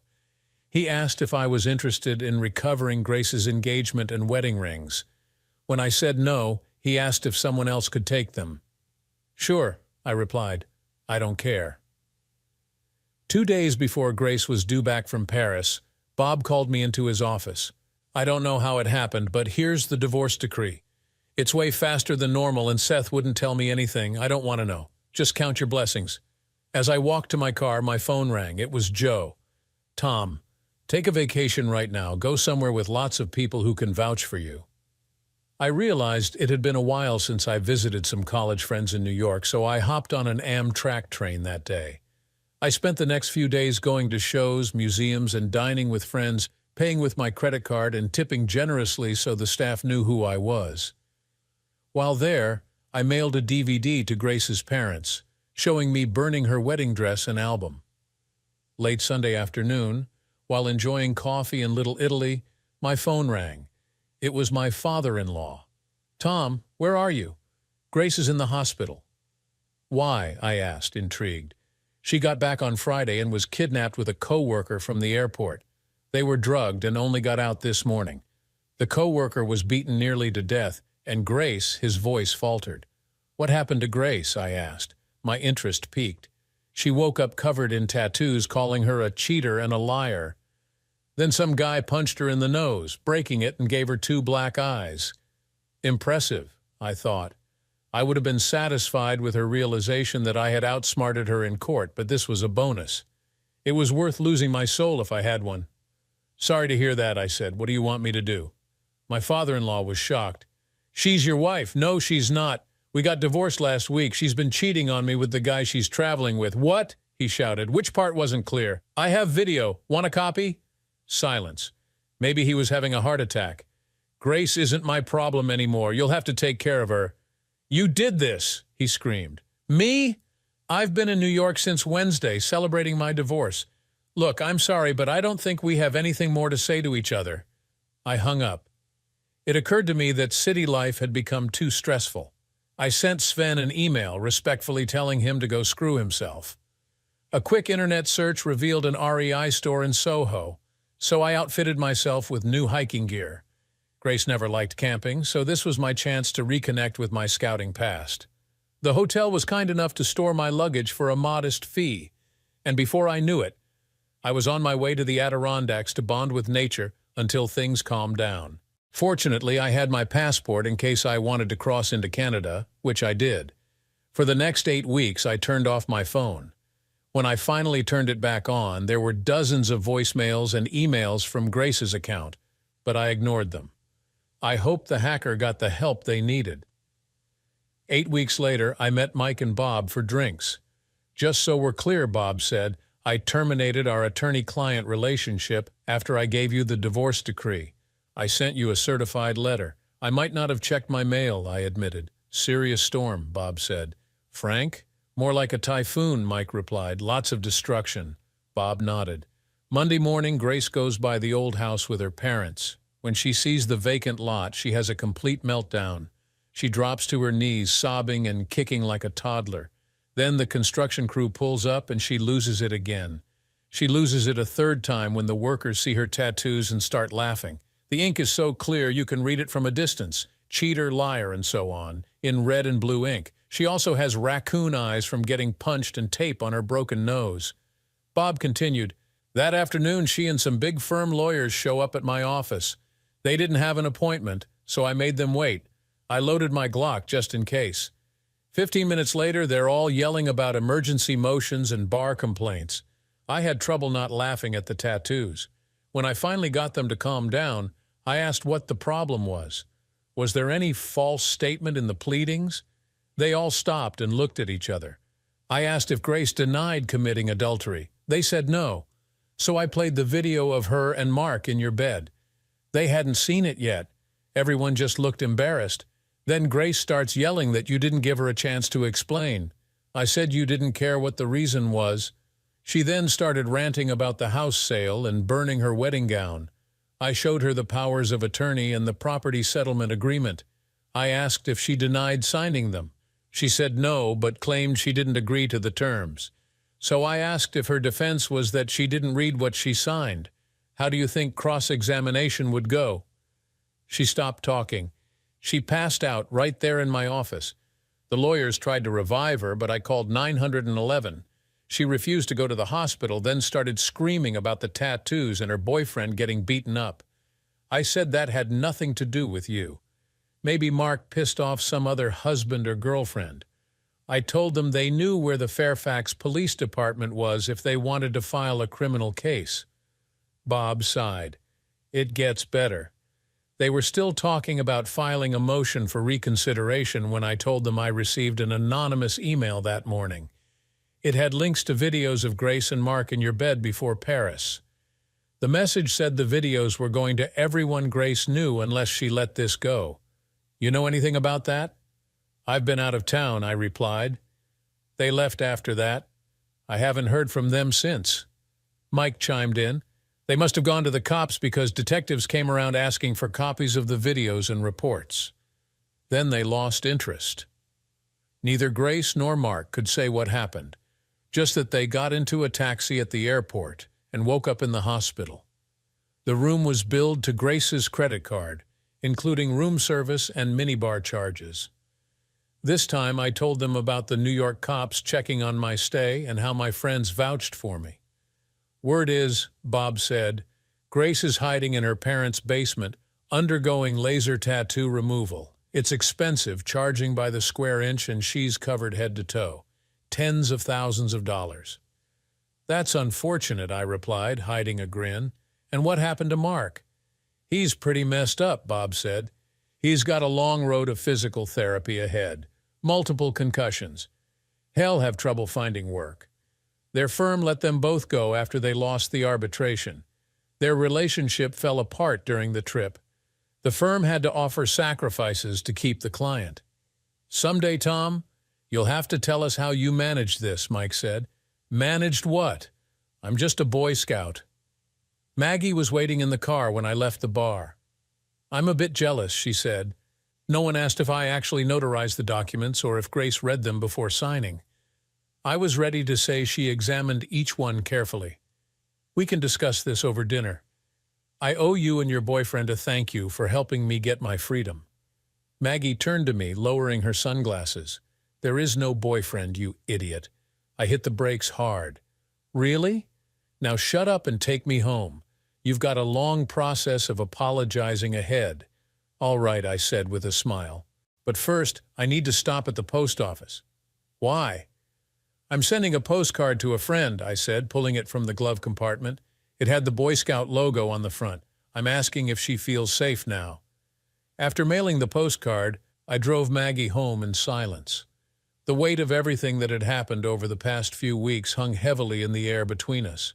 My mind raced with thoughts of what had transpired and the uncertain future that lay ahead.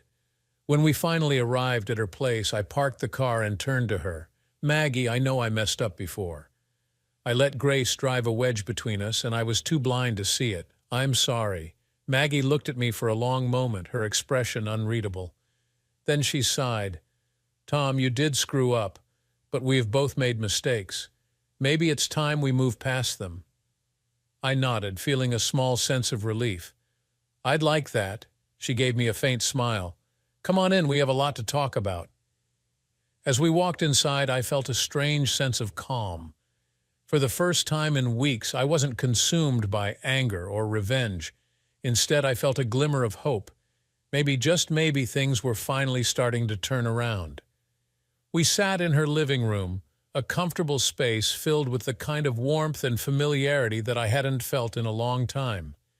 Maggie poured us both a glass of wine, and we settled into a long conversation about everything that had happened since we'd last spoken. She listened patiently as I recounted the events with Grace, the divorce, and the aftermath. I left out the more sordid details of what Joe had done, knowing that some things were better left unsaid. When I finished, Maggie leaned back in her chair and took a sip of her wine. You've been through a lot, Tom, but you're not the same person you were when we first met. You've changed. I nodded. I guess I have. I'm not sure if it's for the better, though. She shook her head. Don't sell yourself short. You've been hurt, betrayed, but you didn't let it destroy you. You stood up for yourself, and you're coming out of it stronger. I looked at her, grateful for the words of encouragement. Thanks, Maggie. I needed to hear that. She smiled, a real one this time. So, what's next for you? I shrugged. Honestly, I'm not sure. I'm thinking about taking some time off, maybe going somewhere far away. I need to clear my head, figure out what I want to do with my life. That sounds like a good idea, she said, nodding. You deserve a break. We talked for a while longer, the conversation flowing easily between us. It felt like old times before Grace had come between us. There was a comfort in that, a sense of familiarity that I hadn't realized I'd missed. Eventually, the conversation turned to lighter topics, and we spent the rest of the evening reminiscing about the good times we'd shared. By the time I left, it was well past midnight, and I felt more at peace than I had in a long time. As I drove back to my apartment, I thought about what Maggie had said. Maybe I had changed, but that didn't mean it was all bad. I had been through hell, but I had come out the other side. Now it was time to figure out what came next. When I finally got home, I collapsed into bed, exhausted but content. For the first time in weeks, I slept soundly, without the weight of anger or bitterness hanging over me. The next morning, I woke up with a sense of clarity. I knew what I needed to do. I called my boss, Sven, and told him that I was taking an extended leave of absence. He wasn't thrilled, but he understood. With that taken care of, I started making plans. I decided to head out west to the mountains where I could disconnect from everything and focus on healing. I booked a cabin in the Rockies for a month, packed my bags, and hit the road. The drive was long, but it gave me plenty of time to think. As I left the city behind, and the landscape changed from urban sprawl to vast open spaces, I felt a sense of freedom that I hadn't felt in years. When I finally arrived at the cabin, I was struck by the beauty and solitude of the place. It was exactly what I needed, a chance to get away from everything and find myself again. Over the next few weeks, I spent my days hiking, fishing, and reading. I reconnected with nature, something I hadn't done in a long time. The quiet, the fresh air, and the physical exertion helped me clear my mind and focus on the things that really mattered. I also spent a lot of time reflecting on my relationship with Grace, what had gone wrong, and how I had let it get to that point. I realized that I had lost sight of who I was, that I had allowed myself to become someone I didn't recognize. But here, in the mountains, away from the chaos of my old life, I was starting to rediscover who I was. I wasn't just a lawyer, or a husband, or a victim. I was Tom Dalton, and I had the strength to move forward. By the time my month at the cabin was up, I felt like a new man. I knew I wasn't completely healed, and there were still challenges ahead, but I was ready to face them. I packed up my things, took one last look at the mountains, and headed back to the city. When I returned, I felt a sense of calm and purpose that I hadn't felt in a long time. I reconnected with old friends, spent more time with Maggie, and started thinking about my next steps. I wasn't in a rush to figure it all out. I had learned the value of taking things slow. One day, as I was going through some old papers, I found the postcard I had mailed to Grace. It had been returned to me unopened, with a stamp that read, "Address unknown." I stared at it for a long time, then tossed it into the trash. It didn't matter anymore. Grace was in the past, and I was looking toward the future. A few months later, I found myself sitting in a coffee shop, sipping my drink and watching the world go by. I felt a sense of contentment that I hadn't felt in years. I didn't know what the future held, but I was ready for whatever came my way. As I sat there, my phone buzzed with a text from Maggie. "Dinner tonight?" I smiled and replied, "Absolutely, thanks for watching. What do you think of Tom's journey from betrayal to finding peace? Could you have handled it the way he did? Let us know your thoughts in the comments below. Don't forget to like, share, and subscribe for more stories of resilience and revenge. See you in the next video." It was a brisk November morning when I stepped out into the yard. The carefully manicured lawn contrasted sharply with the old brick buildings and cobblestone paths. As an employee at Langford Academy, I had the privilege of walking on that lush grass. The sun was already rising, and a blue jay chirped loudly as I inhaled the cold morning air. Most of the students had left for the holidays, and I had just locked up my office. I had 8 weeks to spend in this quiet corner of rural Vermont. Still, it felt like I had merely swapped one prison for another. Sure, I could come and go as I wished. People treated me with courtesy, and I had a casual affair with Lauren, the school nurse. But I could never return to Seattle, nor could I marry Lauren. I was doomed to grow into a lonely old man, with nothing more to look forward to than the Blue Jays song. Oddly, it didn't seem to bother the bird as much as it bothered me. I was still feeling sorry for myself when a voice came from behind me. Well, if you've got to hide, I can think of worse places to do it. I turned to see a young man leaning against the wall beside the arch I had just walked through. He smiled as he spoke, looking rather pleased with himself. I'd soon put an end to that. Are you talking to me? I'm not hiding from anyone. Come off it, Jeff. To vanish as effectively as you did, and for it to take nearly 2 years to find you, you had to be hiding. I don't know what you're talking about. Now, unless you're a parent or staff here, you're trespassing. I suggest you leave and don't come back. I took my privilege of walking across the grass and headed for the arch in the opposite wall. As I walked away, I heard him calling after me. I'm not leaving until you talk to me, Jeff. We have things to discuss. Leave me alone. I have no kids. Just go away. I walked quickly through the cloisters towards my apartment. I could hear him behind me, his footsteps echoing on the stones. I pulled out my key and let myself in, closing the door behind me. He pounded on the door several times before shouting through the mail slot, "You'll have to come out sometime. I'm not going anywhere. I just want to talk to you." I was shaking as I started to make myself some coffee.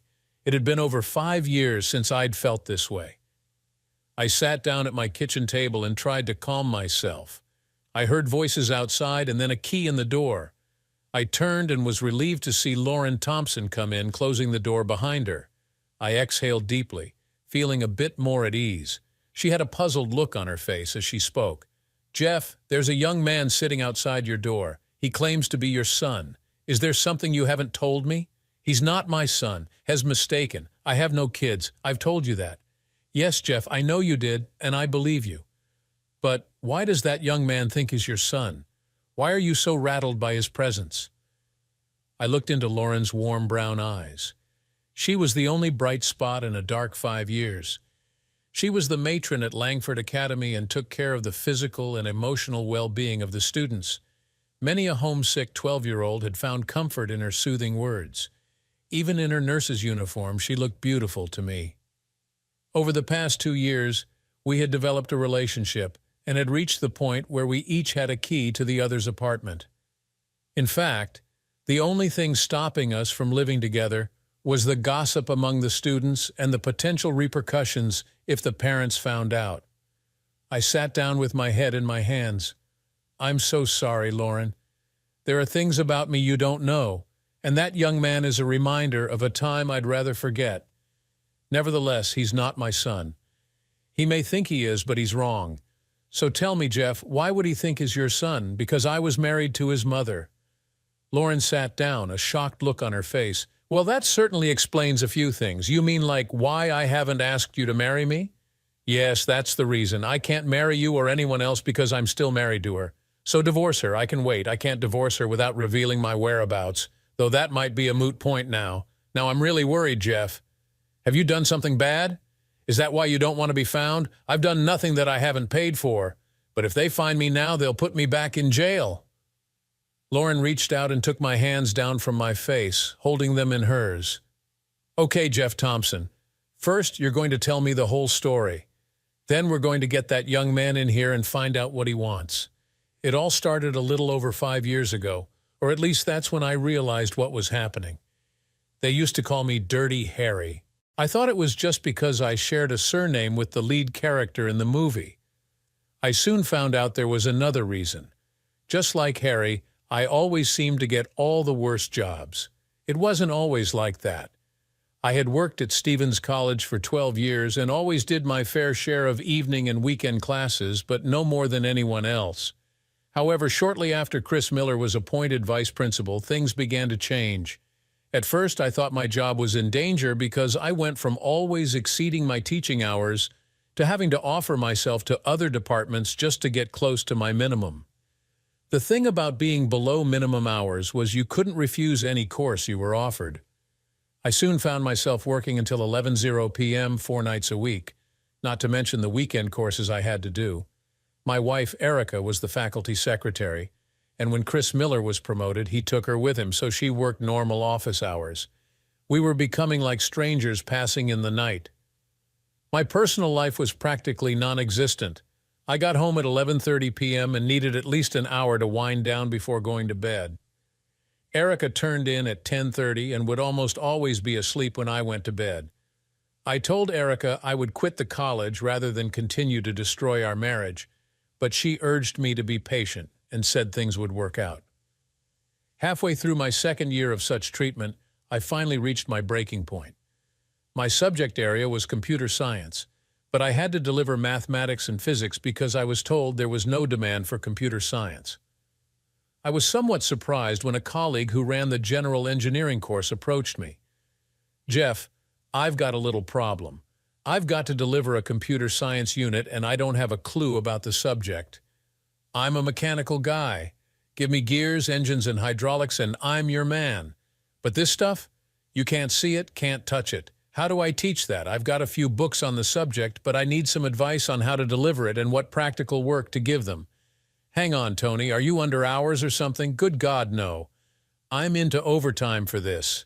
"That doesn't make sense. I'm under hours and available. I'll do it for you." Roger Adams, my head of department, looked up with a surprised look on his face as I strode into his office. "Good morning, Roger. I've come to save you some money." "I'm always up for that, Jeff. What do we have to do?" "Tony wants someone to deliver the computer science unit in his course. He is over hours. You'll have to pay him overtime. If I do it, you don't have to pay overtime, and I'll be up to minimum hours and won't have to keep accepting weekend work." "Sorry, Jeff Oops, Dirty Harry, no can do, but why not? It doesn't make sense, and the students will do better if I teach them." Tony admits he doesn't have a clue. "I'm sorry, Jeff, but just like you, I have to do as I'm told." "You mean that somebody has instructed you to keep me under hours?" "I can't say any more, Jeff." Full of anger, I stormed into the head of faculty's office. I put the same deal to him and got the same sort of response. It seemed I had enemies in high places. I moved up the chain of command. Sooner or later, I had to reach someone who couldn't pass the buck upwards. Erica was somewhat surprised when I strode through the office and arrived at her boss's door. "You can't just go in, Jeff. You have no appointment. He's busy." I walked in and found Chris Miller, our vice principal, sitting at his desk, talking into the phone. He motioned me to sit down. I sat fuming while he finished his call.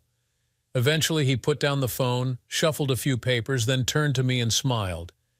"Now, Jeff, what's got you so hot under the collar that you burst in here, interrupting my phone call? I'm trying to find out who is deliberately keeping me below minimum hours, even when it costs the college money to do so. So far, everything points to you, unless you're going to tell me that you're only following orders, and I have to go and talk to the principal. I've no idea what you're talking about, Jeff. Why don't you explain it to me?" Chris Miller was a tall, slim man with salt and pepper hair and sharp green eyes. I looked into those eyes as I told him the story, hoping something would tell me I'd got the right man. Not a flicker showed as he told me he was most concerned that the college was spending money it didn't have. When I'd finished, he got up, walked around, and opened the door. He looked straight at me. "Well, Jeff, thank you for bringing this to my attention. You can rest assured that I will get to the bottom of it as soon as I get back from the Association of Colleges conference." "When will that be then, Chris?" "Well, I leave tomorrow, and I will be in Austin for the next 3 days, so it will be Monday." "So you'll be down in Austin for 3 days? That's near Round Rock, isn't it?" "Well, I would say that Round Rock is near Austin, but yes, it is nearby." "Why do you ask?" "Oh, nothing really. It's just that my son lives in Round Rock." Suddenly everything became clear. Erica was taking the time off to visit our son in Round Rock, just a short drive from where her boss would be staying for the next 3 days. It seemed absurd, but it was certainly an explanation. He made sure I had to work odd hours so I wouldn't be home to question where my wife was. "Are you all right, Jeff?" Erica asked as I walked out of the office. I obviously looked as stunned as I felt. I tried to pull myself together. "What? Oh yeah, I'm fine. Just got something on my mind. Is it something I can help with?" "No, it's work-related. Nothing for you to worry about." That night, I got home to find Erica packing for her few days away. When I walked into the bedroom, she quickly closed her suitcase. Any other day, I wouldn't have thought much of it, but today it had a new significance. It did puzzle me why she needed to take so many clothes for 3 days with our son and his wife. I did make a comment about the weight of the case as I lifted it off the bed. The next morning, I offered to drive Erica to the station. "Oh, there's no need for that, Jeff. I can get a cab." "Oh, I insist. Why pay for a taxi when I have the time and a car to drive you? What kind of husband would I be if I didn't make the most of every minute I can spend with my wife?" "Well, okay then, but you won't be able to go onto the platform." She walked into the other room, taking her phone with her. We shared an uneventful trip to the station. Erica told me how excited she was about visiting James and Lisa. "It's a shame you couldn't get time off and come with me, Jeff." There was hardly a tremor in her voice. I had to admit she was good. These last 2 years, we never seemed to get time off together. Still, all that will change soon. What makes you say that? What have you done? I thought I detected real anxiety. "Oh, nothing, but Chris promised to look into it when he gets back from Austin." "Hey, it just occurred to me, you'll probably be traveling on the same train." "I don't think so, Jeff." "Anyway, he'll probably be in first class." She started to sound nervous. At the station, I carried her case to the barrier. "I'll call you when I get home from work at night." "No, don't, Jeff. We may go out in the evening. I'll call you." She kissed me goodbye and told me she loved me. I left to go to work. It was going to be a busy few days. I had no problem wiring the bedroom. Just a single webcam was all I needed. Drilling the small hole through to the spare room to accommodate the cable was the biggest part of the job. I used that room as my study, so it was easy to connect the camera to my Linux box and schedule it to record every evening's activity. Chris Miller's office was a different matter. For a start, I had to gain access, and I didn't have a key. As in most colleges, the cleaners come in early in the morning, so at 7:00 a.m., I arrived for work. I made my way to the administrative offices. As the cleaner finished work, she was about to lock the door when I called out to her, "Don't bother to lock the door, I'm here now." "Oh, are you Mr. Miller? Pleased to meet you." It really was that easy. In order to automatically install updates, it was college policy to leave computers running all night. That meant I didn't even have to find a host for the camera. I used a wireless unit and his own desktop to host it, using a spare account from a student who had recently left. I hacked into the college servers. Soon, I had a direct stream to my desktop, which I could activate remotely. From then on, it was simply a matter of waiting for their return. On Friday morning, I called my son at home. There was no answer. I called his work number. "Hello, James Parker." "Hello, James. How are you?" "Oh, hello, Dad. I'm fine." "How about you?" "I'm good as usual." Missing your mother, of course. I expected her to answer when I called the house. "Come to think of it, why aren't you there? Surely you could get a few days off for your mother's visit." He sounded embarrassed and didn't really want to talk to me. "Oh, I did take Wednesday and Thursday off, but I had to come in this morning. My boss is delivering a sales pitch on Monday, and I've got to make sure he has everything he needs." "Yes, I suppose you do." "So where's Lisa? Did she have to work as well?" "No, she's probably gone shopping in Austin with Mom." Yes, Austin, I might have known she'd end up there." "Look, Dad, I've got to get this work done. Why don't you call Mom on her mobile?" "Yeah, maybe I will. Well, I'd better not stop you from working, James. Take care." "You too, Dad." "Bye." So that was that. He knew and was prepared to give her an alibi. I was sad to think that I'd probably never see or talk to him again. Lauren squeezed my hands. "So you disowned him?" "I suppose I can understand that. If he knew what she was doing and kept it from you, I don't think it's right, but I can understand." I was starting to get very tense, and Lauren could see it. I sat there, and she held me to her chest. I was certainly glad to have her with me. Looking down at those lovely curves was some compensation for my world falling apart again. It took a few minutes for me to recover my composure. So you collected the evidence and got a divorce. They don't put you in prison for that, do they? No, Lauren, they don't. And if that's all I'd done, I would have been okay. I'm afraid I went further than that. You probably won't like me much when you find out. I think I'll be the judge of that, Jeff. Now why don't you tell me the rest of the story before we call him in to see what he wants? When Erica came home on Sunday, I did my best to act normally. To be honest, it wasn't difficult. We hardly ever had any intimacy, because she was always too tired. During the week, we hardly saw each other anyway. On Tuesday evening, I checked the live stream from Chris Miller's office. Sure enough, as soon as most people had left, Erica joined him. They started hugging and kissing, and his hands were all over her by the time I went to teach my class. During the break, I checked again just in time to see Erica bent over his desk, with her skirt hiked up, engaged in what they probably thought was a secret moment. By the end of classes, they had gone, and the office was dark.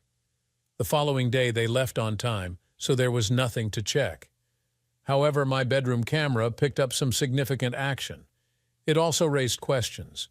Why did Erica never tell me she liked things a little rough? God knows I would have done that for her.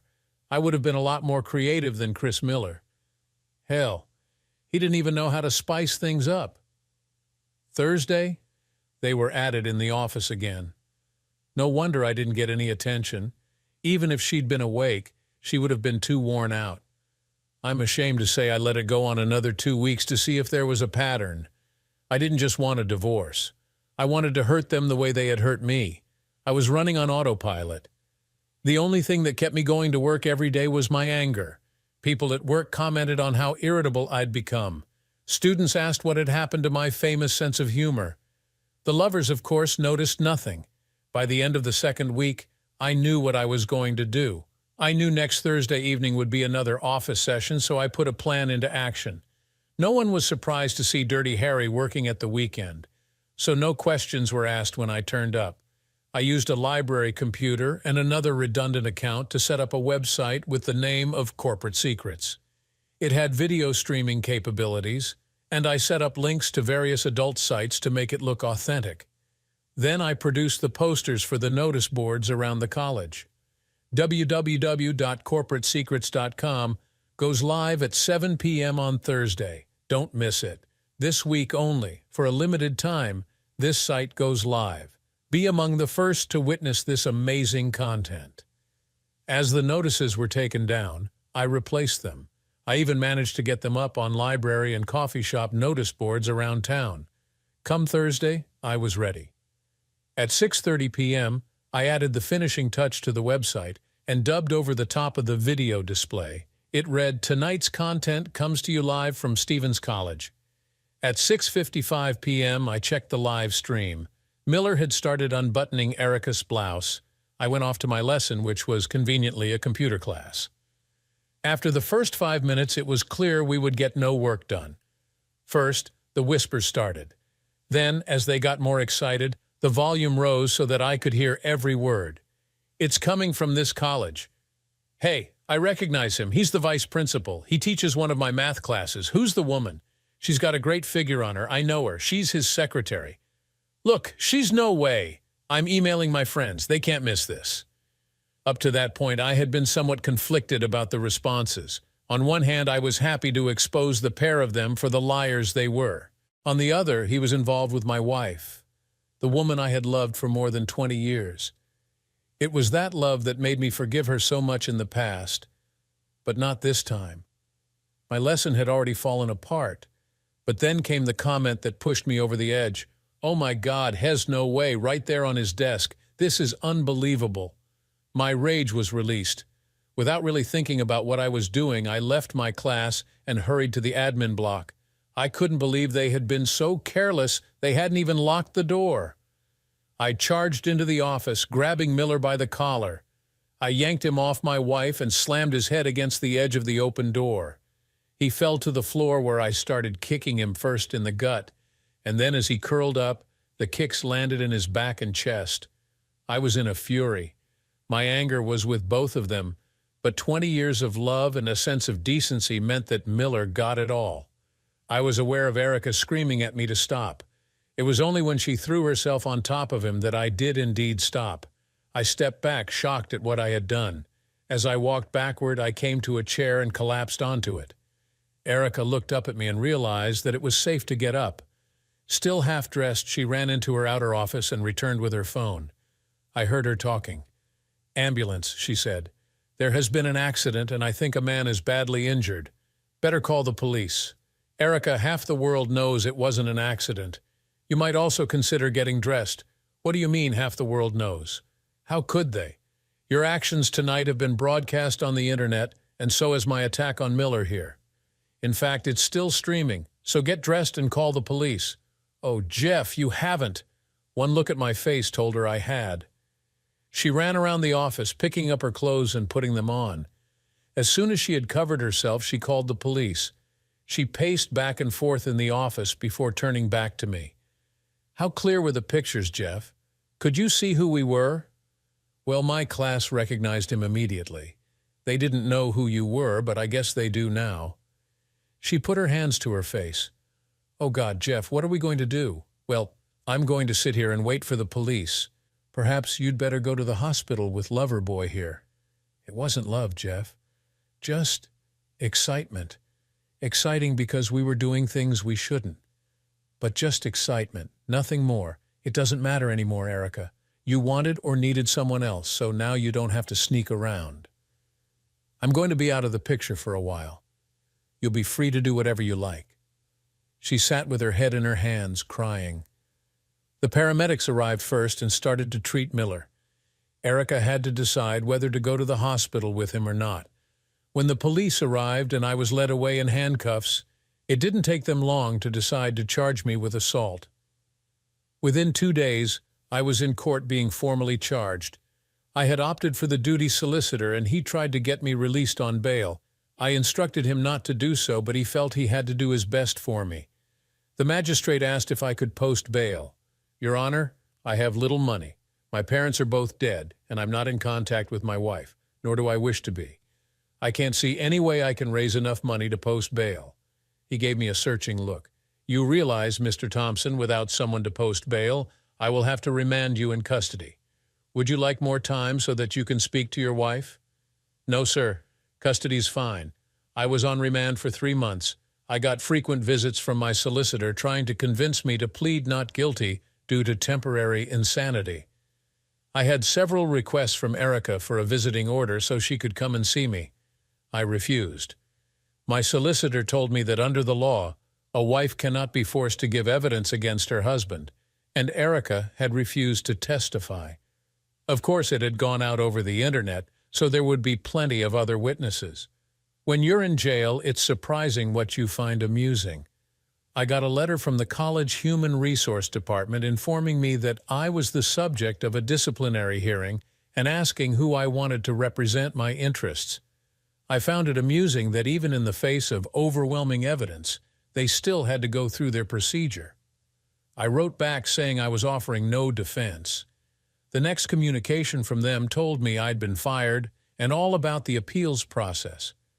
Unable to get in to see me, Erica also resorted to writing letters. "My dearest Jeff, I have no idea how to apologize for what I've done to you. Please believe I didn't do it to hurt you, nor did love have anything to do with it. I can't explain why I did what I did, but I have to tell you that you are and always have been my one and only love. I know you have been dismissed by the college.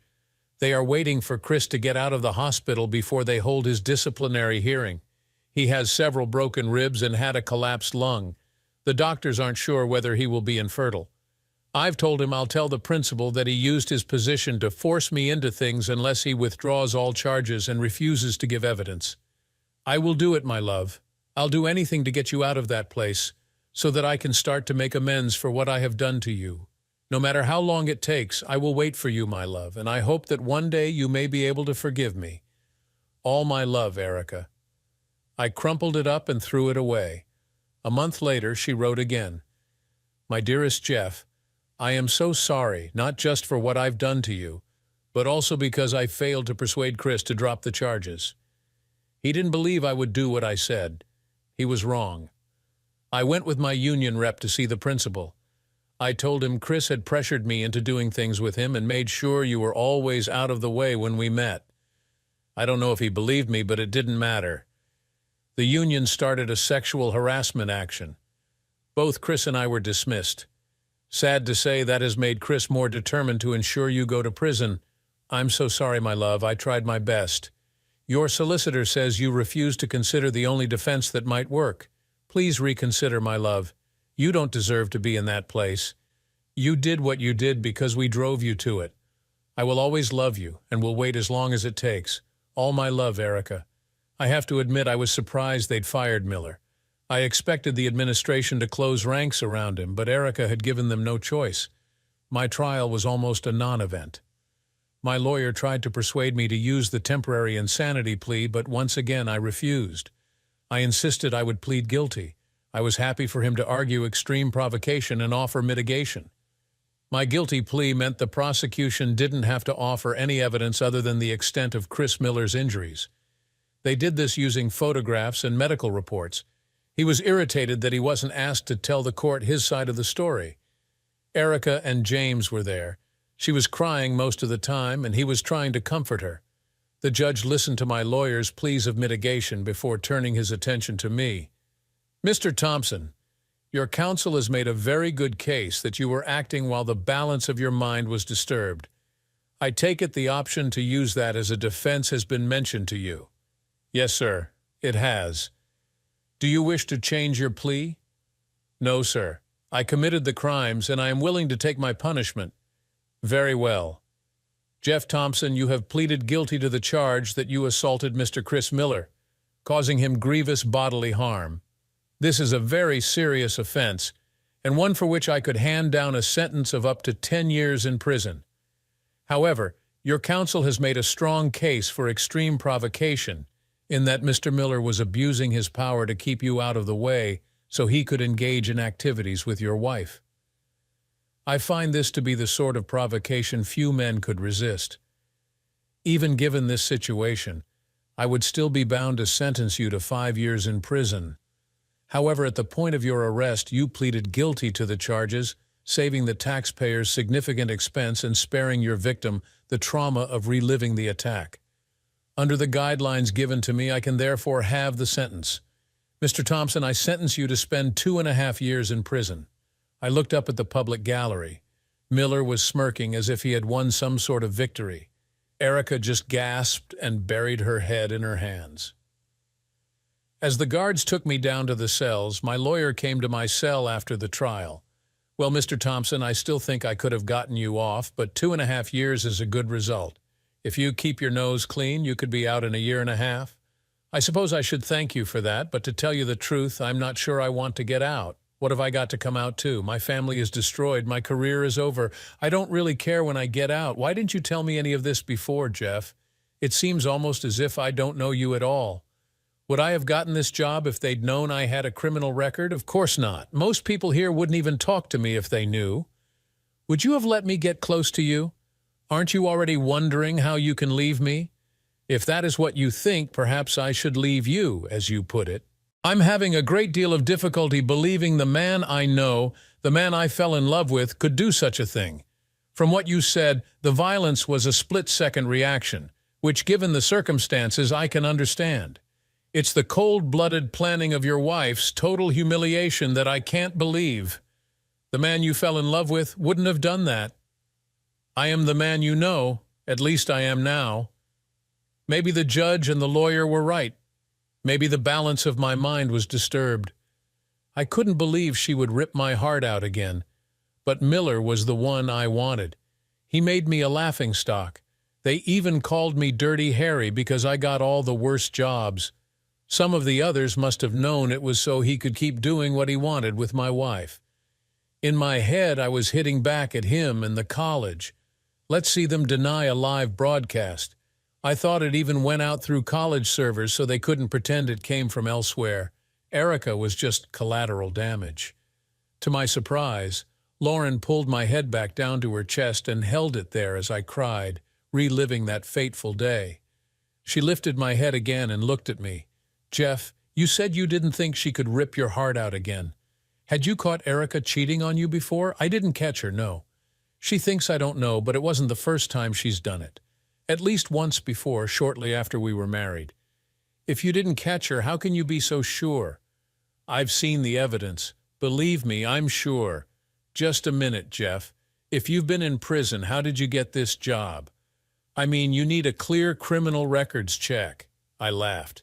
If people knew just how easy it is to get around those things, they wouldn't value them so highly. You would be amazed at how many Jeff Thompsons there are with clean records. I just had to become one of them. We both sat holding each other. I was relieved she hadn't left me. I'd lied my way into everything since I'd left, and I hadn't been able to tell Lauren the truth. Several times I'd come close, but each time discretion got the better of my valor. I wanted to tell her, and if I'd been able to marry her, I would have. As it was, it didn't seem to be worth the risk of the information getting out. Lauren took her arm from around my shoulders and held both my hands in hers. Jeff, you know we are going to have to speak to the young man outside. Now that he has found you, the game is up. Unless, that is, we can persuade him to keep his mouth shut. Now I'm going to call him in, then you are going to talk to him. Please, Jeff, please talk to him. She got up and walked to the door. When she came back, James followed her in. James was a good-looking young man, standing 6 feet tall with broad shoulders and an athletic build. He had light brown hair, which in the summer sun became almost blonde. He had a square jaw with a cleft chin, and his green eyes sparkled when he smiled. A look at Lauren's face told me she was impressed. She looked at me, looked at him, and then back at me. Your wife must be a good-looking woman, Jeff. He certainly doesn't take after you. I mean, I think you're quite handsome. But James here must be every girl's dream. James smiled at her. He'll settle for being Lisa's dream. Thank you. Well, James, you and Jeff must have a lot to talk about. I'm going to make some coffee. Would you like some? James accepted the offer of coffee, and Lauren went off to the kitchen, leaving us alone for about a minute. We sat in silence. James was fidgeting while he watched me, unsure of how to start. I had no intention of making it any easier for him. I just relaxed on the sofa and waited. Eventually he spoke. Why did you do it, Dad? Come off it, James. You and half the world know why I did it. I'm not talking about that. Why did you disappear like that? You knew she was waiting for you. When you didn't reply to any of her letters, she tried to get the governor to keep her informed and tell her when you would be released. We thought you had another 3 months to go when the police came and told us you were out. The prison gave Mom the address of the hostel you went to. I went there, but you were long gone. Why go to a hostel when you could have come home? Why risk going back to prison by just disappearing from the hostel? I don't know what she's told you about what I did and why. But even from what was reported, you must realize there was no way I could go back. What? Not even for a few weeks, Dad? Do you really hate Mom so much that you would rather go to a bail hostel than go home to your own bed, even if it was only while you got back on your feet? She and her lover spent 2 years manipulating me. I wasn't going to give her another chance. You should have read her letters. She wanted to try to make it up to you. She knows how much she hurt you. She wanted to try to put things right. I've had enough of this, James. You didn't search for me just to ask why I didn't go home. What is it you want from me? What happens if you don't get it? Are you going to tell the police where I am so they can put me back in prison? I want you to come back and talk to her. She's ill, Dad. Very ill. She was okay when she thought you would come back, but when you disappeared, she hit the bottle. Now she has cirrhosis of the liver and needs a transplant. They won't do that while she is still drinking. I hate what she did to you, Dad, but she's the only mom I've got. I can't see her killing herself like this. I need you to tell her you forgive her. Tell her to stop the drinking. Or what, James? What happens if I don't go with you? Do I need to move on before the police come after me for breaking my parole conditions? Nothing, Dad. I don't want to see you back in that place, and I don't think the police are interested. When I asked them to help me find you, they just said they would find you when you committed another crime. Lauren came in with the coffee. Sounds like James is talking sense here, Jeff. You need closure, and if that helps your wife, then so much the better. I know you don't really wish her any harm. How do you know? Because you beat him to a pulp but never laid a finger on her. I sat for a minute. I'd never thought about it before, but she was right. I wouldn't have dreamed of hurting Erica in spite of her betrayal. What harm can it do to talk to her, Jeff? So now it was 2 against 1, and I was losing. Okay, I'll go and talk to her. But don't expect anything to change. She'll have to accept the fact that I'm not coming back. I'll talk to her on one condition, I said, turning to James. You stop calling me Dad. He just sat shaking his head. One mistake 2.5 years ago and he disowns me. What the hell can I do? Give him time, James. I'm sure he'll come around. You don't know him. I let him down. I know I did. And now he'll never forgive me or Mom. We left the next morning, all 3 of us. James didn't want Lauren to come because he didn't want Erica to know I had found someone else. I insisted that she should come with us. I wanted everything out in the open. He tried to make conversation on the journey, but it was an uphill struggle for James. I didn't intentionally ignore him. My mind was too occupied for any talking. All the time I was reliving those days leading up to the main event and my attack on Miller. It felt strange pulling into the driveway of my old house. If I didn't know better, I would have sworn it was empty. The grass needed cutting. The curtains hung loosely at the windows, which were in dire need of cleaning. James had his own key and let us in through the front door. I had never seen my house in such a mess. He led us into the living room and asked us to sit down. He went upstairs to fetch his mother. He took quite some time to come down with her. When Erica came in, I barely recognized her. Her face was gaunt, and her skin had a yellowish tinge to it. She had lost a lot of weight, and the dress she wore just hung on her. When she saw me, she tried to smile and held her arms out to me. "Jeff, you've come home." "No, Erica, I've come to talk to you. I'm not coming home ever." Lauren squeezed my hand and looked lovingly at me, which made Erica look uncomfortable. James helped her to her seat. "I'd like to say you were looking well, Erica, but you must know that's not true. Same old Jeff. Can't lie to save your life. They told me that's why you ended up in prison. Water under the bridge, Erica. All finished with now.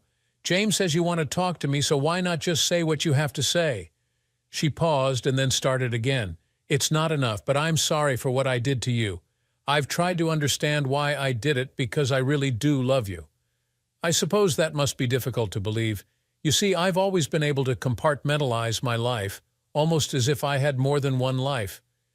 In the compartment with Chris Miller, you only existed as a sort of abstract concept, a sort of notional husband. In your compartment, he was just a faceless person who was your boss. When I was with him, I'm sorry to say I never thought of you. When you and I were together, I never thought about him. Of course, there was a sort of in-between time when I balanced the two, and that was the only time I felt guilty about what I did to you. I felt guilty, Jeff. Really, I did. But it was such a thrill. The man had power over you and me. They say power is an aphrodisiac, and it is. He had the power to make me available for him by ensuring you were always out of the way. The fact that he wanted me was enough.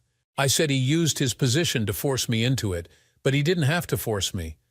I just said that to try to get him to drop the assault charges. So there was no love there then. None at all, Jeff. It was just excitement and the thrill of doing something forbidden. So why did you lay on top of him to protect him from me? That was to protect you from yourself. I've never seen you like that. I thought you were going to kill him. I didn't know you were streaming it out to the internet. I thought if he wasn't too badly injured, we could say he had an accident. You took a hell of a risk. I might have hurt you too. No, you couldn't do that, Jeff. Not you. No matter what state you were in, you wouldn't hurt me. Miller would never have said it was an accident if I was the only witness. He wouldn't have had much choice, but you had to send it out on the internet. Why did you do that? Did you hate me that much? I realized most of the college management must have known what was happening. I wanted to make sure Miller and the rest of them couldn't wriggle out of it, so I made sure there were plenty of witnesses. They couldn't deny it happened once the video went out on the internet. I wasn't aiming to hurt you, but at the time I didn't really care if I did. I didn't intend to attack him. I just sort of lost it. Well, if you wanted to hurt the college management, you certainly succeeded. Even the head of IT services got fired. The college was taken over by Amble College. You should have read my letters, Jeff. You destroyed them all. I couldn't get a job either. I had to go temping just to make ends meet. All of a sudden, James joined the conversation. Perhaps Dad wouldn't have lost it if it was the first time you cheated on him.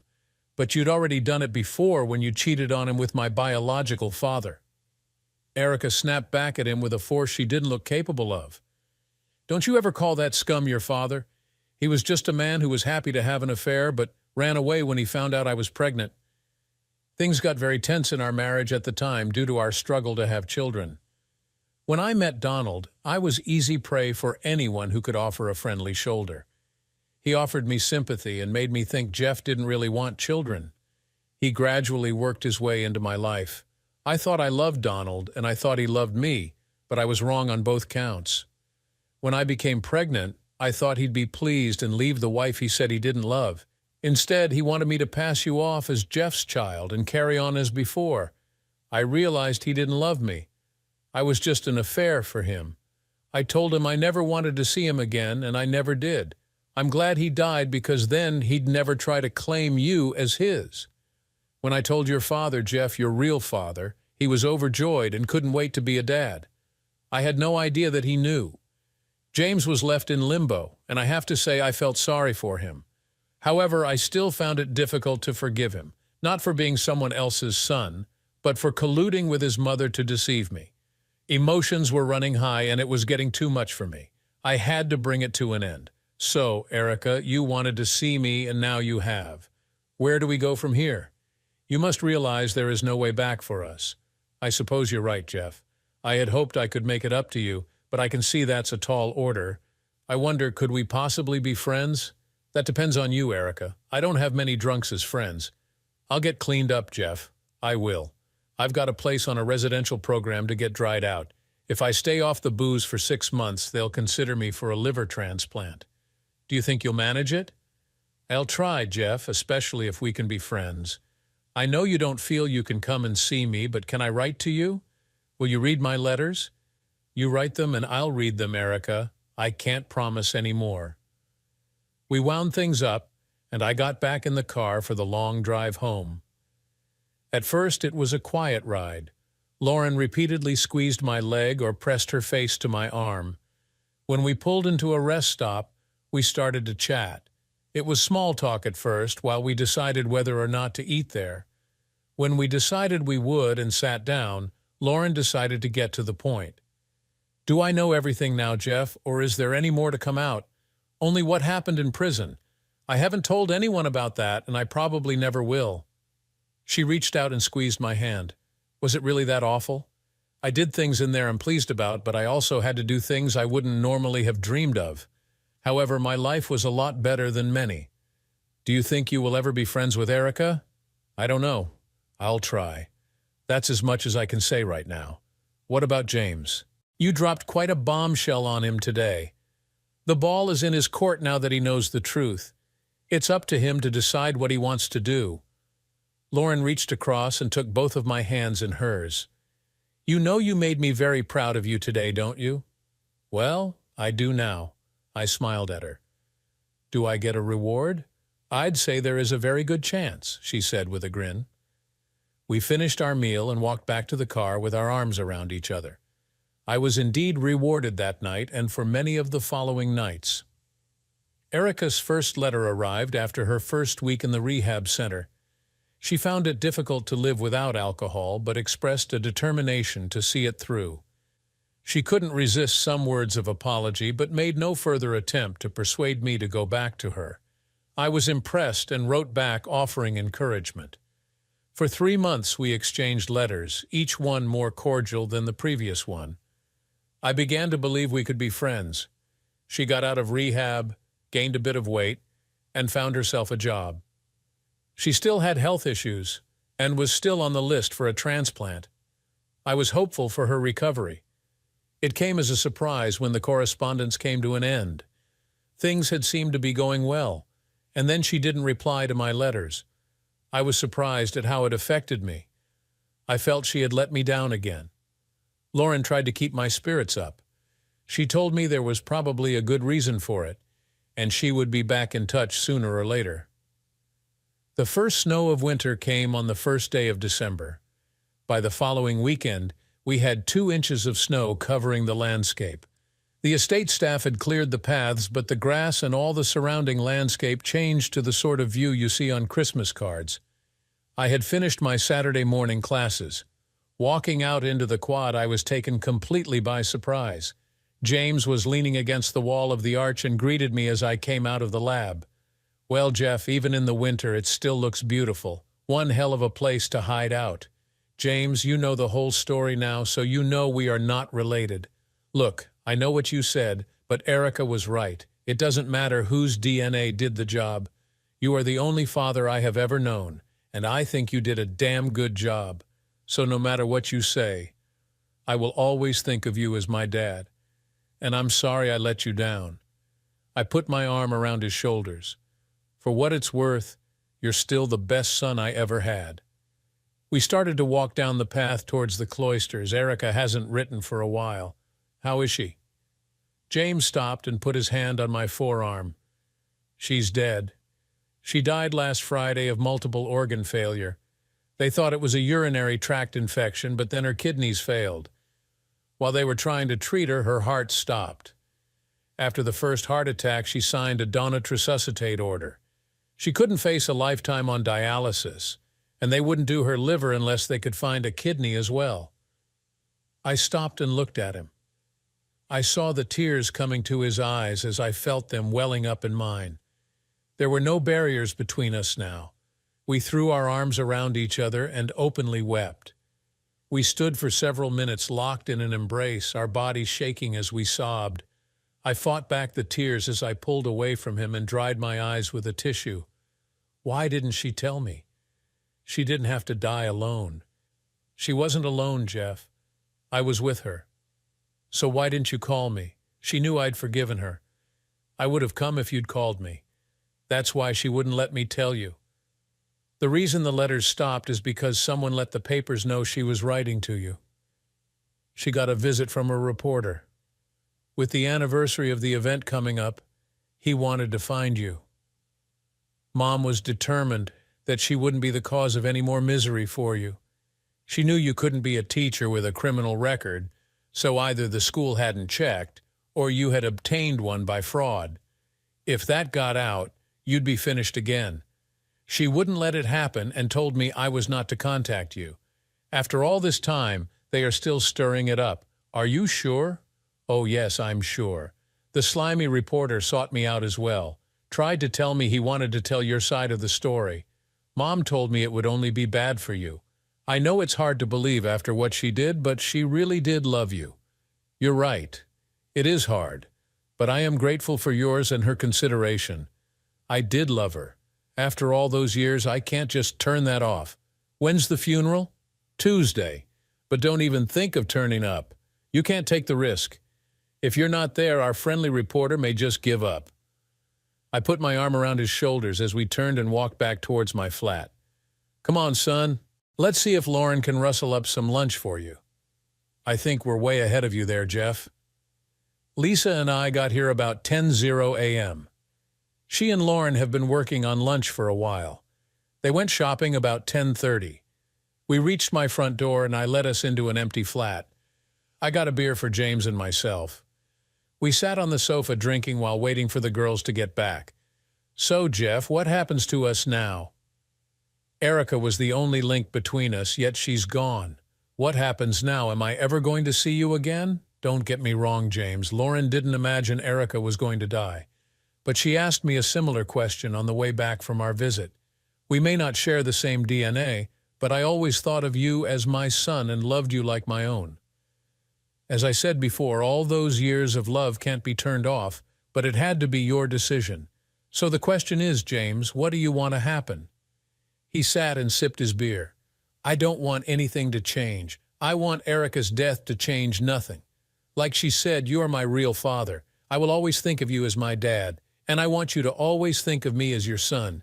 If that's what you want, then that's the way it'll be, I said as I put my arm around him. We both struggled to keep the tears from our eyes as we held each other. We were still locked in an embrace when the door opened and Lauren came in. "Well, it looks like you boys have come to your senses." James and I parted. I got up to help with the shopping. Lisa followed Lauren into the flat. She saw me, let out a scream, and ran towards me. "Oh, Jeff, it's so good to see you. It's been a long time, far too long." She stepped back and looked at me. "You're looking very well. This place must agree with you." I looked her up and down. My son certainly had good taste. She had shoulder-length honey blonde hair, blue eyes, plump lips, and high cheekbones. Then I remembered, and as my gaze moved down, I saw the reason her normally trim figure now had a prominent bulge in the front. "I see you've noticed Jeff Jr. Isn't it great?" I smiled. "Jeff Jr.? Are you serious?" "If you don't mind, James wanted it, and I agree. We love you, Jeff." James was heartbroken about what happened to you. He loved Erica too, so what happened tore him apart. As soon as we found out we were having a boy, James wanted to name him after you. "Please say it's all right with you." What could I say? It was fine by me. The three of us sat down to chat while Lauren prepared the lunch. The atmosphere at the table was bittersweet, a mix of joy at the reunion of our family and sadness at Erica's passing. I found it hard not to be able to attend her funeral, but her reasons were sound. For the first time since that fateful night, I came to realize I had forgiven her. I still couldn't understand why she did it, but I had to accept that in some strange way she did love me. Perhaps if I didn't turn up to the funeral, the press would leave me alone. Lauren certainly thought so because she started making arrangements for Christmas. "James, I'm sorry, but I really hoped Jeff would spend Christmas with me and my daughters.